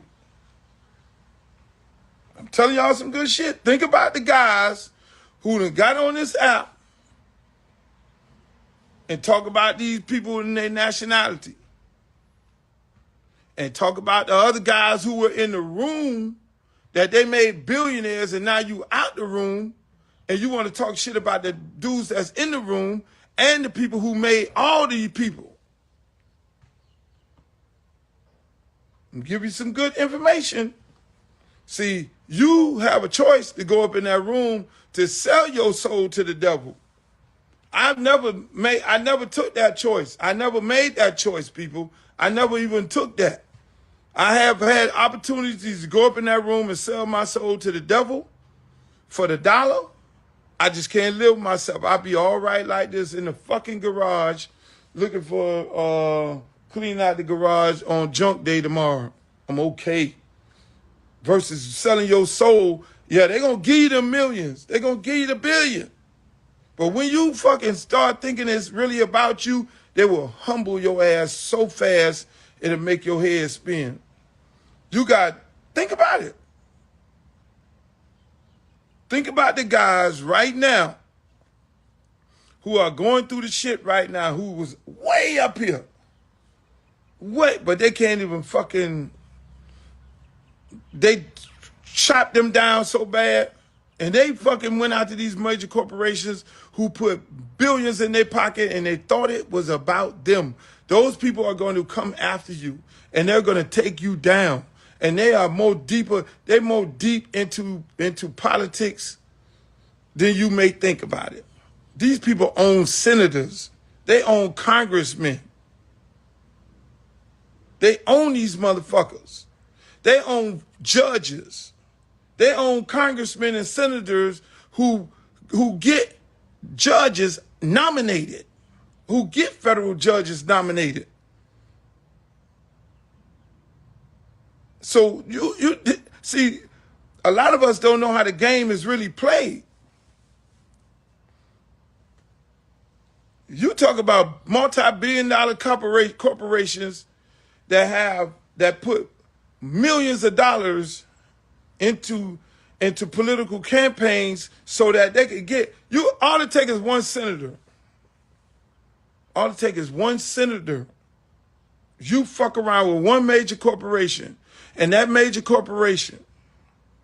I'm gonna put y'all up on some game because I have y'all to know how this shit work. And that's why when I be talking, hey, look, if half of these brothers consult with me before they go to acting crazy, they could save millions and millions of dollars. And I might need to open up me a fucking consulting firm called Save-A-Hole. Captain Save-A-Hole. When you go and you get these billions and you see them put you up on a pedestal, that's because they put you up on a pedestal. They made you the guy. They placed you on every network. They sold you to all y'all on here. They gave you 5 million followers. They put all this, they dress you up like a fucking hoe on the street. They gave you the Bugattis. They gave you the mansions on 2 different coasts. They put you up on a pedestal because they need you. It's like some pimp shit. When you got your main girl, you dress her up and she look like this and look like that and do this and you march her into the big room. I'm telling you. So when they put you on that motherfucking pedestal And then you start thinking it's about you and you want to take over their shit. Them people look back like this. Hold on, who the fuck you think he is? Oh, we'll show you better than we can tell you. Then they'll try to reason with you, and they'll talk to your manager, because your manager look like them. And they'll be like, hey, man, tell your man to chill out, you know? And then the manager come in, and he trying to keep his job. Hey, guy, calm down.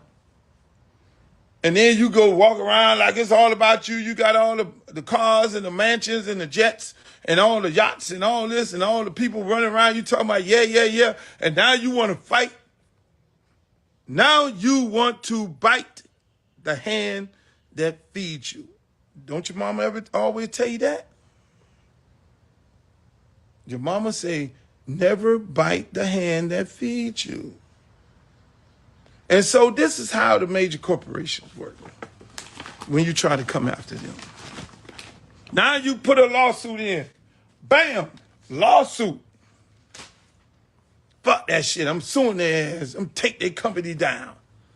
Fuck that shit. They taking my brand and my name and likeness and they making millions of dollars. I want out of this contract. And now, mind you, these people on the stock market, they stock go down 5%, that just cost them some billions. So they're looking at this motherfucker, to the shareholders, this motherfucker is affecting our stock. They gotta, hold on, you just fucked up some billions of dollars. These are major corporations that are on the stock market that you can affect their stock and cost them in one day billions of dollars by having their stock drop because your sneakers, you telling people you don't want them selling your sneakers. Or you don't want them they stealing money from you, ain't paying you off the liquor. Them people like, hold the fuck on. Okay, get the lawsuit. Now when you get the lawsuit, you got to go to the judge. State judge, they definitely own the state judge because they're going to buy up the number one law firm who put the most money into the state judge, into the local judge campaign to make him the local judge. Big bank take little bank. It goes back to CeeLo. The federal judge, they're going to then find out what senator and congressman that called the president to say, I need an appointment for my federal judge, because how do you get an appointment for a federal judge is because I'm a major donor. And hey, man, I got a friend of mine that's a judge, man, on the circuit level. Man, I would love for him to be a federal judge, and I'm going to max out in your campaign. Matter of fact, I'm going to generate a couple $100,000 or $1 million to put in your campaign. You win the seat. You then call up the president. President then say, hey, look here, man, nominate this motherfucker right here. So now you got a fucking judge in here. You got the state judge. So then now you black man who don't own these people company, you want to talk all your cash money shit. And you want to go after these people, what ends up happening? They start the smear campaign because they down with the media. They got to smear you before you go into the courtroom of others. They go, okay, we can't settle with this dude. We can't have no voice of reason. He want to act crazy. Now we're going to go after you. Now we're going to call up our same senator. Hey, man, I need you, man, go issue a search warrant, man. I need you to drag this motherfucker. In the hood, that's what we call it. I want you to drag his ass. I want you to have all kind of allegations. So by the time he come in this courtroom, he going to wish he know we're going to take every fucking dime you got.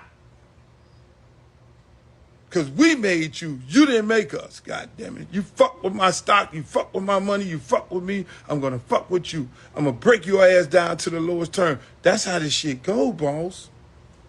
So when you fuck with them people that put that bread in your pocket that made you, they're gonna take you down to the lowest terms. Sound like the movie Scarface. Bingo. That's how they do. So you go They done smeared your name. By the time you get in the courtroom, you lost already because you're sitting up there with a jury looking at you like you're a fucking pedophile and you probably ain't never touched a little girl in your life. And you're trying to sue this major corporation, this major respectable corporation, and they're going to say how many people they employ, how many people, and half the people on the jury drink their shit. Half of the people on the jury, children walking around with their paraphernalia on. You get ready to sue them, and they'd have made you, through the media, they'd have made you a crazy man, and they'd have made you a goddamn pedophile. They'd have made you everything that you're not. I'm giving y'all some good shit today. Never bite the hand that feeds you. So now when you walk up in that room and you make the deal, you cut the deal with the devil, and then you got one motherfucker, he want to talk about everybody else who's still in the room. You know. That's why I be sitting there looking at that shit. I'm like, he telling on everybody. You know, because you in the room. You know this motherfucker run this motherfucker. That motherfucker run that motherfucker. You know. Now you really went rogue. So then now when you tell a dude, hey man, I need a feature. Oh no feature with you, boss. No, you fucking what? Feature? Hold on. Sample? No, bro, you can't even sample my shit. I don't want no. That's how this thing go. I'm giving y'all some good shit. They go like, oh no. I know I can't clear the track. I don't want that heat. Because the game is, and that's what you guys need to do. I'm gonna tell you, if some of y'all are on here, release broadcast, you got to get involved in the political process. Because one call to one senator that I made a donation to can get your fucking house raided. One call to one senator can get you. I'm not even talking about Rkelly. So we ain't even getting ready to do that. We're not gonna mix Rkelly with.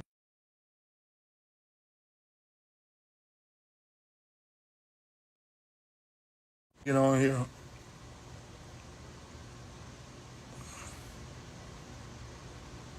Asking me about who killed Biggie.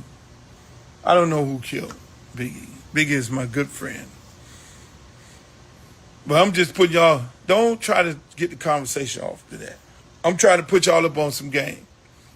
That's why when you see these politicians and you go to the judge, that's why y'all see people get off and y'all be like, man, he did the same crime my homeboy did. Well, your homeboy ain't got no fucking money. And the kid who did the same crime you did, his daddy got some money.